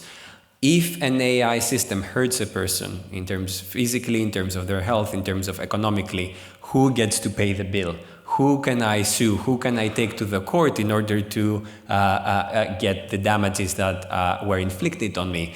Is it the company that put the AI system on the market? What if that AI system was fine-tuned and built on top of a general purpose AI model, such as GPT, through the business success they provide? So these are also questions that we will have to see. I think, as Sofia said, we need our laws to become more proactive. As technology is racing ahead, is developing rapidly, we cannot have laws that are slowly moving. They need to become more fast. And I think, just to ping pong directly off of you, that's also another, I would add a fifth advantage of the European Union, and that's by having the EU AI Act, for example, we have taken advantage of what's known as the first mover advantage. In the AI arms race right now, states have been incredibly reluctant to draw these red lines of what is acceptable and what is unacceptable. But by having this comprehensive document as a reference point, it is an anchor now for international conversations, no matter what. Even if people do still go beyond it, this is the anchor, because that's also how human psychology works, where we now have a reference point, and now we know that, well, you know, if we go beyond the EU AI Act, we'll have to explain why we're going beyond what has already been written. And in that way, also acknowledging that artificial intelligence itself as a technology bridges so many different worlds that used to be completely separate, like the civilian and the military domain, that now, you know, even though the EU AI Act explicitly says that it's not related to the military domain, it still has implications for the military domain because of the way that AI technologies are developed. Finally, I would hate to leave one question unanswered. I'm not sure that I completely understood what you were asking, but there is a tendency to apply kind of biological or human understandings to AI systems, right? We talk about ChatGPT as understanding what we're saying. We say that it knows, but I would really want to stress what was said in Michali's presentation, that right now it's just a really accurate guessing machine. That's what we're dealing with right now. As much as Silicon Valley likes to claim that they have discovered artificial general intelligence, we do not know that this has happened anywhere for certain. But we have to account for the fact that current systems that we are using are still just dealing with probability. And as much as we as people like to project human qualities onto these systems, they are still very far from consciousness or consciousness as we understand it, because even as people ourselves, we don't know what consciousness or thought really, truly is. So there's also reflection to be had about ourselves. Okay, wonderful. We have time for one more round of questions. Yes, the floor is yours, and then Stratos, I will come to you. Anybody else? Σταύρο και εσύ και ο κύριος. Ωραία. Έλα, να ξεκινήσουμε. Νίκο, πρώτα στην κυρία... Ευχαριστώ. Ο Μιχάλης Μπλάτσας βρίσκεται ακόμα online. Όχι, γιατί ήταν με βίντεο, δεν ήταν Zoom. Oh, okay. Ήταν βιντεοσκοπημένος. Γιατί... Okay, permit me so that Sofia can understand. Because he was talking about the need for media literacy and everything else. There is a whole science, cyber psychology, that is actually discussing a very different answer. A lot of what we need to know comes from evolutionary psychology. There's a ton of research built on top of it. We have been, at my university, the program that I have been trying to create applications for it, and they need to be much better understood. Unfortunately, media literacy is not an answer for a number of reasons people forget. Also, it's not like we're objective evaluators of various news. We actually send and believe things according to our belief systems, and this complicates things immensely. But I would like that to take that off online with some of your colleagues, with Maria Dafnomili, for example, because I think there are some sides that we could contribute to. Permit one small question about the need for 8 million programmers and Europe to catch up to America. And you need Trump refugees like me, okay? The jihadists have done a wonderful job of using technology, and they haven't built any of it. I am sure Europe can do a better job of taking American technology. Thank you. Thank you. Σταύρο, μπροστά, ο κύριος Ανδρεάδης. Εδώ, ναι. Αυτό που σε μένα έχει προκύψει από αυτή την όλη συζήτηση, θέλω να ευχαριστήσω πάρα πολύ όλους τους νεαρούς λαμπρούς επιστήμονες που μας μετέφεραν εδώ τη γνώση και τη φρεσκάδα τους. Είναι το εξής. Είναι φανερό ότι η τεχνητή νοημοσύνη και δίπλα της η βιοτεχνολογία μπορεί να δημιουργήσουν πολύ μεγάλη ισχύ. Στα χέρια κάποιων, λοιπόν, μπορεί να βρεθεί μεγάλη δύναμη. Και δυστυχώς η ιστορία της ανθρωπότητας, εμείς οι παλιότεροι το ξέρουμε ίσως πιο έντονα, είναι γεμάτη από βίαιη χρήση της δύναμης όταν ο αντίπαλος δεν την έχει. Θυμίζω ότι αμέσως μετά το Δεύτερο Παγκόσμιο Πόλεμο έγινε ο Οργανισμός Ενωμένων Εθνών ακριβώς για να προφτάσει αυτό, αλλά και ότι ο Δεύτερος Παγκόσμιος Πόλεμος κρίθηκε από την ατομική βόμβα που η Γερμανία την είχε έτοιμη και μπορούμε όλοι να φανταστούμε τι θα συνέβαινε αν πρόφθαινε πρώτη η Γερμανία να την χρησιμοποιήσει πριν από τους δυτικούς συμμάχους. Ήθελα να ρωτήσω εσένα, κύριος Δημήτρη, σαν διεθνολόγο και σαν πολιτικό. Τι σκέφτεται η ανθρωπότητα για όλα αυτά τα επικίνδυνα πράγματα τα οποία μπορεί να βρεθούν μπροστά μας και των οποίων η χρήση δεν θα είναι η εφαρμογή νόμων μέσα στην Ευρωπαϊκή Ένωση, που πολύ ωραία τα λέτε, αλλά είναι εσωτερικό πρόβλημα της Ευρώπης, αλλά θα είναι η άλογη χρήση μιας μεγάλης δύναμης που μπορεί να υπάρξει στα χέρια ανθρώπων οι οποίοι δεν έχουν καμία ούτε δημοκρατική διάθεση, ούτε όμως και καμία αναστολή να την εφαρμόσουν. Ωραία. Στη σειρά μου κι εγώ. Κάποιος κύριος πίσω. Θα τελειώσουμε με σένα, Στράτο. Θα έχεις τον τελευταίο λόγο. Υπάρχει εκεί πίσω. Ωραία. Άλλος κανείς από τους φοιτητές Καλησπέρα μας? σας. Ναι. Λέγομαι Νικολαίδης, είμαι ψυχίατρος, είμαι ιδιώτης εδώ στο κέντρο. Καθημερινά, στα μαθήματα που κάνω με ανθρώπους σε εκπαιδευτικά προγράμματα, τους λέω ότι, ξέρετε, μάλλον το μέλλον της δουλειάς μας είναι φαλκιδευμένο, έχει τελειώσει η δουλειά μας. Πρόσφατα, η ερώτηση είναι πολύ πρακτική. Πρόσφατα, θεραπευόμενη μου από το Λονδίνο, μου είπε το εξής. Γιατρέ, χρησιμοποιώ το ChatGPT πλέον καθημερινά, μου χρησιμοποιεί τη φωνή σου, μιλάει στα ελληνικά και χρησιμοποιεί το ύφος σου.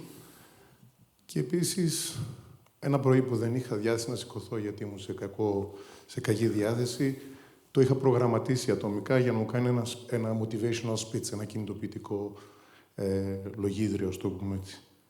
Επίσης, το ChatGPT το χρησιμοποιώ για να μου βγάλει όλο το πρόγραμμα της εβδομάδας. Το διάβασμά μου, στέλνει τα mail μου. Επομένως, για μας τους ανθρώπους που είμαστε σε υπηρεσίες βοήθειας προς άλλους ανθρώπους, το μέλλον ποιο είναι? Ναι.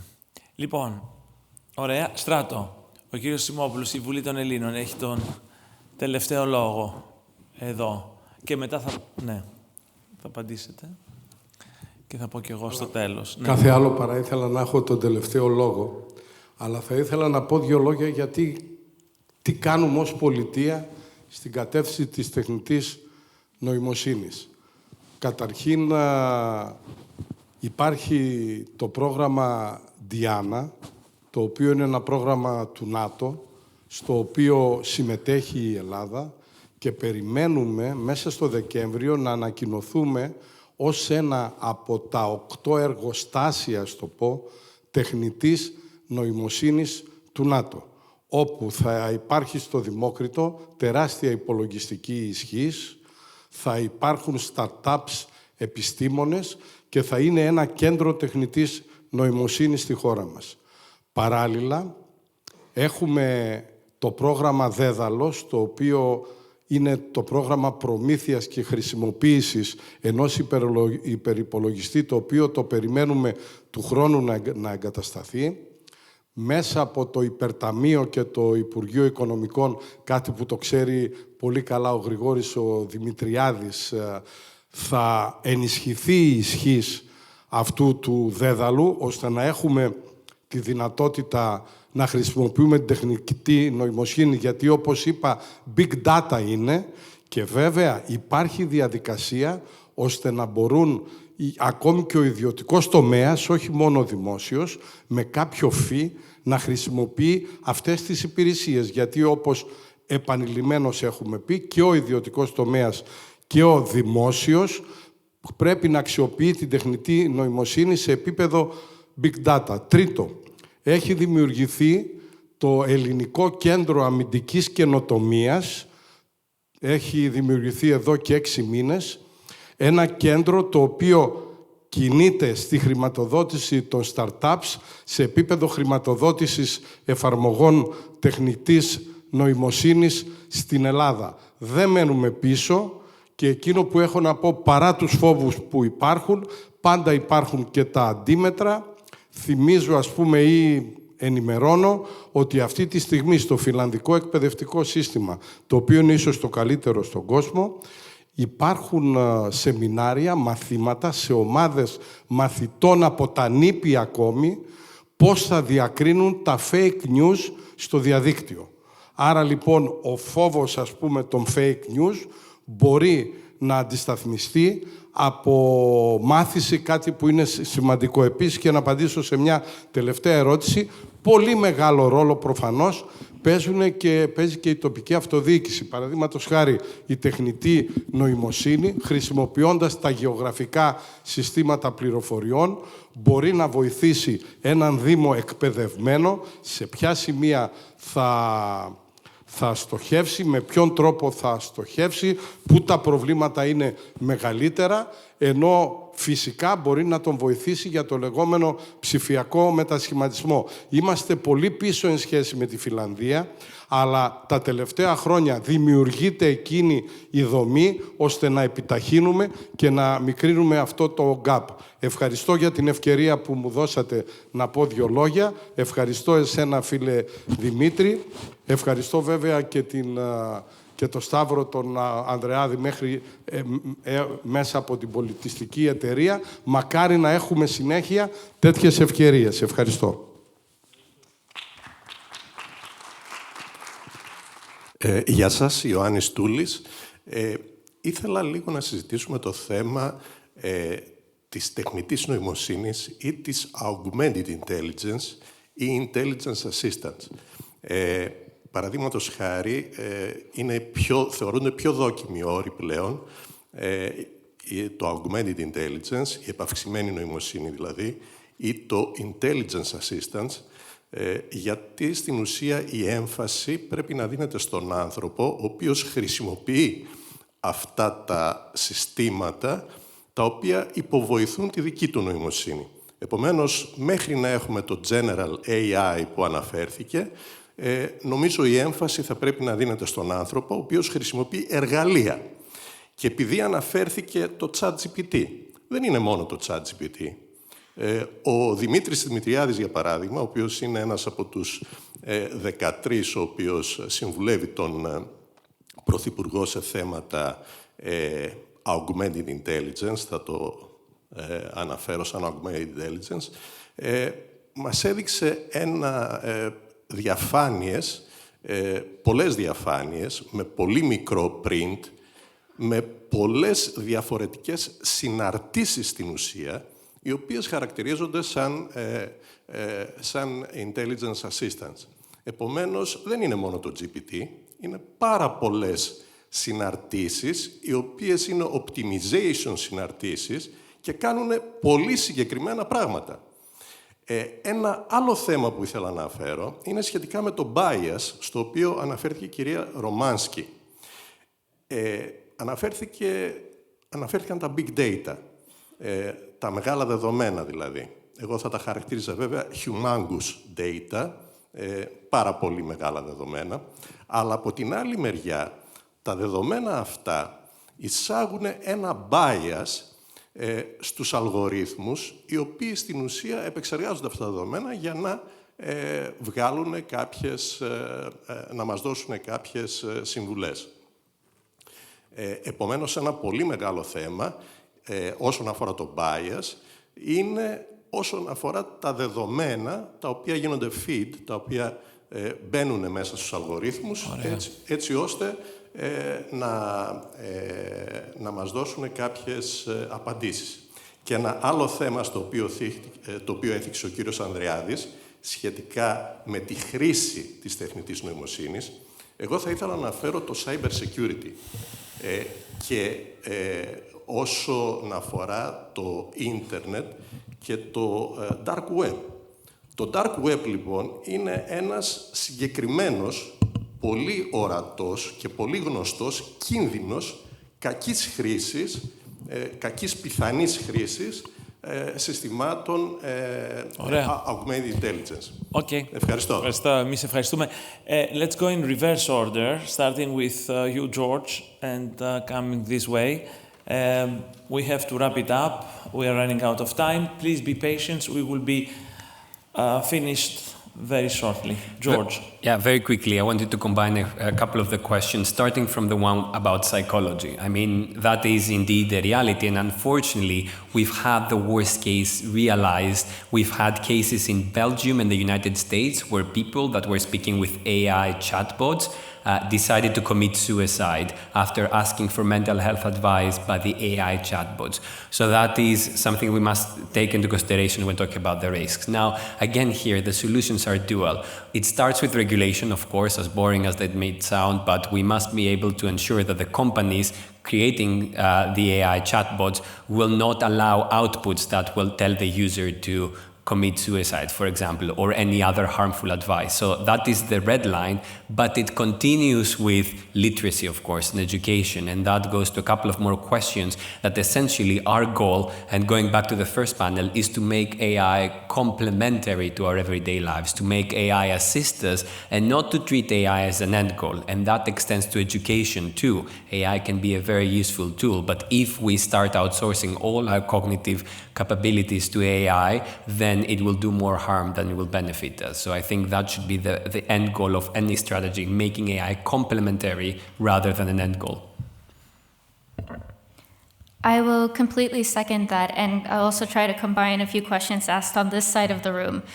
It is absolutely a definitional discussion that artificial intelligence as a term is actually making it harder to have these conversations because we're trying to fit too many things under one umbrella term. When you're talking about artificial intelligence in policy, it's just too broad to be useful because the things that when a computer engineer or a policymaker, when they use the words artificial intelligence, they're talking about completely different things. And for the layperson, person, for just an average person, artificial intelligence is equivalent most of the time to ChatGPT, even though that is just less than 1% of what artificial intelligence can do. But for me, that is also an issue because if we refer to artificial intelligence as this all-encompassing thing, then of course we're going to feel like it's in direct competition with people, like it has the capacity to replace people in a lot of these positions of work and of life, when in fact, just as was said, it should be complementary, it should be helping us. And that's why I am personally most concerned, and also as a young person, I will play that card, I am most concerned about artificial intelligence in education. I am concerned that we are going to have a generation of people coming out of higher education who do not have critical thinking capacities. That is what I see as the biggest threat, because artificial intelligence, and specifically generative artificial intelligence, works best when you have your own repository of knowledge and you can use it as a sounding board for your own ideas.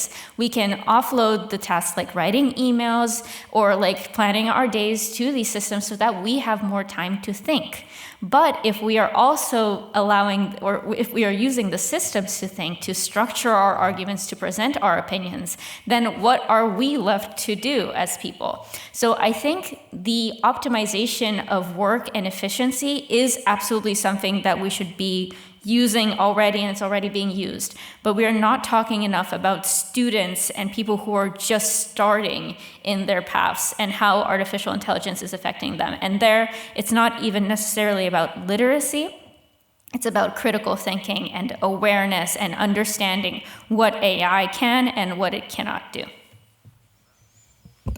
Πολύ σύντομα θα πιάσω το νήμα ακριβώς από το critical thinking που ανέφερε η Σοφία και στην σημείωση του κ. Σιμόπουλου. Νομίζω ότι όντως το upskilling πάνω σε αυτές τις τα λεπτά χαρακτηριστικά όπως είναι η κριτική σκέψη είναι αυτό που καλούμαστε να κάνουμε. Δεν νομίζω κανένας να έχει πρόβλημα να χρησιμοποιήσει εργαλεία όπως το ChatGPT προκειμένου να αντλήσει την πληροφορία και μετά να κάτσει μόνος να το τοποθετήσει στη σωστή θέση. Αν καταφέρει παρόλα αυτά να φτιάξει ακόμα και εργασία μέσα από το ChatGPT χωρίς να γίνει αντιληπτή, κατά την άποψή μου, και θεωρώ ότι δεν διαφέρει πολύ από αυτό που σκέφτονται και τα μεγάλα πανεπιστήμια, τότε έχει πετύχει κάτι πάρα πολύ σημαντικό. Έχει φτιάξει κάτι δικό του, γιατί κατάφερε σε εισαγωγικά πάντα να ξεγελάσει το σύστημα από το οποίο άντλησε τα δεδομένα. Και θα κλείσω απαντώντας στην ερώτηση του κυρίου του ψυχολόγου, αν μπορέσει να δώσει το συναίσθημα, το μηχάνημα στην θεραπευόμενη, στον οποιοδήποτε, και να του προκαλέσει ακριβώς αυτή την ενεργοποίηση που ζήτησε, τότε δεν βρίσκω το λόγο να μην τη χρησιμοποιήσει. Προσωπικά αμφιβάλλω στην παρούσα φάση αν η βασική λέξη που θα την ξαναπώ είναι το συναίσθημα, αν θα μπορέσει να το δώσει τη δεδομένη χρονική στιγμή. Και αυτή είναι η διαφοροποίησή μας με τις μηχανές, να το πω πολύ γενικά. Λοιπόν, τώρα να πω και εγώ κάτι για αυτό που ρώτησε ο Σταύρος, το πολύ πολύ σημαντικό, το πολύ μεγάλο. Ή κάποιες έτσι σκόρπιες σκέψεις, ελπίζω να βγάζουν κάποιο νόημα. Η σχέση του ανθρώπου με τη γνώση υπήρξε ανέκαθεν αμφίσιμη και αμφίθυμη.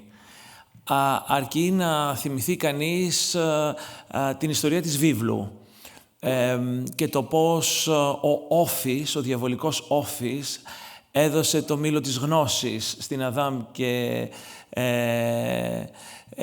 και στην Εύα και οδηγήθηκαν εκτός παραδείσου, από αυτή την παραδεισένια κατάσταση της άγνοιας, στη σκληρή πραγματικότητα ενός κόσμου της γνώσης μεν, αλλά με όλα τα αρνητικά που αυτή φέρνει. Και βεβαίως το αντίστοιχο των αρχαίων Ελλήνων, με την περίφημη ιστορία, διότι λίγο πολύ οι αρχαίοι μεγάλοι πολιτισμοί με τα ίδια μεγάλα ερωτήματα πάλεψαν, του Προμηθέα, που δίνει τη φωτιά, την πρώτη μεγάλη, να πούμε, τεχνολογική επανάσταση στον άνθρωπο, για να τιμωρηθεί από τον Δία σε αυτό το μαρτύριο στον Κάφκασο που του τρώγαν το σηκώτη και ξαναγεννιόταν ο αετός κάθε μέρα κτλ.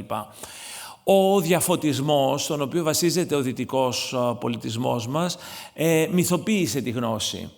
Τη θεώρησε τη γνώση ως το μέσο χειραφέτησης του ανθρώπου από τις προκαταλήψεις, από τη θρησκοληψία, για την απελευθέρωσή του, για έναν καλύτερο κόσμο. Βεβαίως, μέσα στο διαφωτισμό υπήρχε πάντοτε η αναρχική φωνή του Ρουσό, ο οποίος έτσι ο εκγενέβης αυτός περίεργος φιλόσοφος, contrarian, έτσι, πνεύμα αντιλογίας, είχε τη δικιά του άποψη, λέγοντας ότι ο άνθρωπος γεννιέται καλός, η φύση του, ο αγνοών άνθρωπος είναι φύση καλός, γίνεται όμως κακός και μοχθηρός μέσα από τον πολιτισμό. Και άρα έχει μια τελείως αντίστροφη προσέγγιση στην γνώση. Αυτά όλα για την προϊστορία, διότι είναι ερωτήματα τα οποία δεν είναι τωρινά, μας έχουν απασχολήσει αιώνες τώρα και βεβαίως σήμερα έχουν τη δικιά τους σημασία. Το βέβαιο είναι ότι σήμερα τίποτα να μην κάνουμε πριν κάνουμε το κακό. Η ίδια η αδράνεια μας οδηγεί στην καταστροφή λόγω της κλιματικής κατάρρευσης. Το ξέρουμε αυτό, μας το δίνει αυτό η γνώση. Την ώρα που συζητάμε για όλα αυτά τα σπουδαία και τα σημαντικά, για τις ανακαλύψεις στην ιατρική, για την τεχνητή νοημοσύνη, να έχουμε υπόψη ότι η κλεψίδρα αδειάζει, ότι σιγά σιγά ο κόσμος τελειώνει. Μας το λένε οι επιστήμονες και βλέπετε τα καιρικά φαινόμενα και τι έχει να γίνει σε 50 ή σε 100 χρόνια. Δεν μιλάμε η κλιματική κρίση, αυτό είναι ένας ευφημισμός, μιλάμε για μια κλιματική κατάρρευση. Μην έχουμε καμία αμφιβολία με ό,τι αυτό σημαίνει για την ανθρώπινη ζωή. Τώρα, having said all that, θα σας έλεγα ότι η δημοκρατία μας δεν είναι ρυθμισμένη, δεν είναι προσαρμοσμένη, έχει ευνηδιαστεί, επειδή μιλήσαμε πάρα πολύ για τους αλγόριθμους, από τον αλγόριθμο του διαδικτύου, ο οποίος τη διαβρώνει εκ των έσω και την καταστρέφει. Διότι η δημοκρατία, η οποία βασίζεται σε κάποιες συγκεκριμένες παραδοχές ενός ελεύθερου απροκατάληπτου διαλόγου με βάση τα στοιχεία, βρίσκεται αντιμέτωπη με τον αλγόριθμο του διαδικτύου και τον τρόπο με τον οποίο σήμερα οι πολίτες μαθαίνουν τα νέα, ο οποίος τους εγκλωβίζει. Τους εγκλωβίζει στις προκαταλήψεις τους, τους εγκλωβίζει στις φοβίες τους, τους εγκλωβίζει στις ήδη και τους ενισχύει τις ήδη εγκατεστημένες απόψεις του, γιατί μας επανατροφοδοτεί με τα νέα που εμείς θέλουμε να διαβάσουμε. Όχι αυτά τα νέα τα οποία είναι πραγματικά ή θα πρέπει να διαβάσουμε και να ενημερωθούμε, αλλά επιλέγει τι θα μας ταΐσει. Με αποτέλεσμα πλέον να διασπάται η δημοκρατική κοινότητα και γι' αυτό βλέπετε δύο Αμερικές. Η κάθε Αμερική διαβάζει τα δικά της νέα. Δύο Γαλλίες, δύο Γερμανίες, δύο Βρετανίες, του Brexit και του anti-Brexit. Που να μην μπορούν πλέον να συνοηθούν και να μην μπορούν να συνομιλήσουν μεταξύ τους. Και μέσα σε αυτό μπαίνει και το πρόβλημα των ανισοτήτων, το υλικό πρόβλημα, όταν πιέζεται οικονομικά ο άλλος και πώς η προκατάληψη τροφοδοτείται από την ανισότητα και η ανισότητα τροφοδοτεί την προκατάληψη και γίνεται ένας μήλος στον οποίο ο ορθολογικός πολιτικός, αυτοί που έχουν απομείνει, αρχίζει και πιέζεται πάρα πολύ. Η δύναμη αυτή της παραπληροφόρησης, των fake news, του διαδικτύου, του αλγόριθμου που μας έχει όλους εγκλωβίσει στον μικρό κοσμό μας και στη φούσκα και δεν μπορούμε να συνομιλήσουμε ο ένας με τον άλλον πια και έχει αποκτήσει και ταυτοτικά χαρακτηριστικά μορφωτικού επίπεδου, κοσμοπολιτισμού, άλλων προτιμήσεων, αρχίζει και καταστρέφει την δημοκρατία και το δημοκρατικό τρόπο, να πούμε, λειτουργίας. Και βλέπουμε αυτά τα αποτελέσματα, με τα εκλογικά αποτελέσματα, κατεξοχήν και στις πιο όριμες και ισχυρές δημοκρατίες, όπως είναι η Αμερικανική, αλλά και βεβαίως και εδώ στην Ευρώπη και εδώ στη Θεσσαλονίκη. Καλά, μην μιλάμε τώρα εμείς στη Θεσσαλονίκη να κουνάμε το χέρι, το δάχτυλο σε άλλους ανορθολογικούς. Εδώ είμαστε η πατρίδα, η κοιτίδα του πολιτικού ανορθολογισμού στην Ελλάδα, υπό μία έννοια. Και το λέω ως Θεσσαλονικιός τώρα, έτσι. Το λέω με πολύ ταπεινοφροσύνη και πόνο. Και δικαιούμαι να το πω ως Θεσσαλονικιός. Ένας Αθηναίος δεν θα δικαιούνταν να κουνήσει το δάχτυλο, αλλά εμείς ας κάνουμε και την αυτοκριτική μας. Λοιπόν, υπάρχει αυτή η δυσκολία. Γι' αυτό αυτού του τύπου οι συναντήσεις είναι τόσο κρίσιμες και σημαντικές. Γι' αυτό ο διαρκής διάλογος είναι κρίσιμος και σημαντικό. Γι' αυτό εμείς οι πολιτικοί, θα σας έλεγα, του ορθού λόγου, του μέτρου, της μετριοπάθειας, της λογικής, των αποτελεσματικών λύσεων, έχουμε αυξημένη ευθύνη να εξηγούμε διαρκώς το διακύβευμα. Διότι έχουμε πλημμυρίσει από την ανοησία Ο νουκέστη τελειωμός της ανοησίας, δηλαδή. Είναι συγκλονιστικό αυτό που συμβαίνει, η οποία παρασύρει από ένα σημείο. Και το χειρότερο που μπορούμε να κάνουμε είναι να το δούμε αφιψηλού, να κουνήσουμε το δάχτυλο, να πούμε ότι αυτοί είναι καθυστερημένοι, πώς τους είπε η Χίλαρη, deplorables. Ο πολιτικός πρέπει να πηγαίνει στον κόσμο. Δεν θα έρθει ο κόσμος στον πολιτικό. Έχουμε άρα ευθύνη εμείς να ξεπεζέψουμε από το άρμα και να χρησιμοποιήσουμε όλα τα εργαλεία και κυρίως το πάθος για την αλήθεια και για μια καλύτερη κοινωνία, προκειμένου να πάμε μπροστά. Η πρόκληση είναι τεράστια.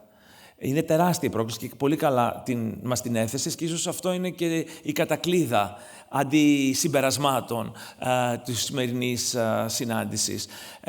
Ο κόσμος δεν πάει καθόλου καλά.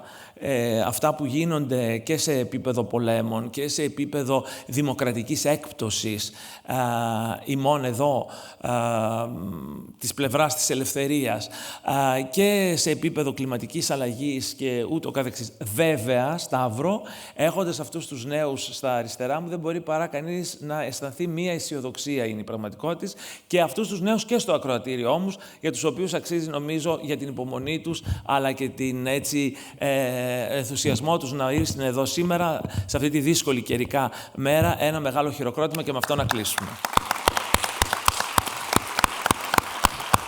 Και να ξανασυναντηθούμε του χρόνου, να μας έχεις καλά, να είμαστε όλοι καλά, με υγεία, καλές γιορτές, να τα ξαναπούμε.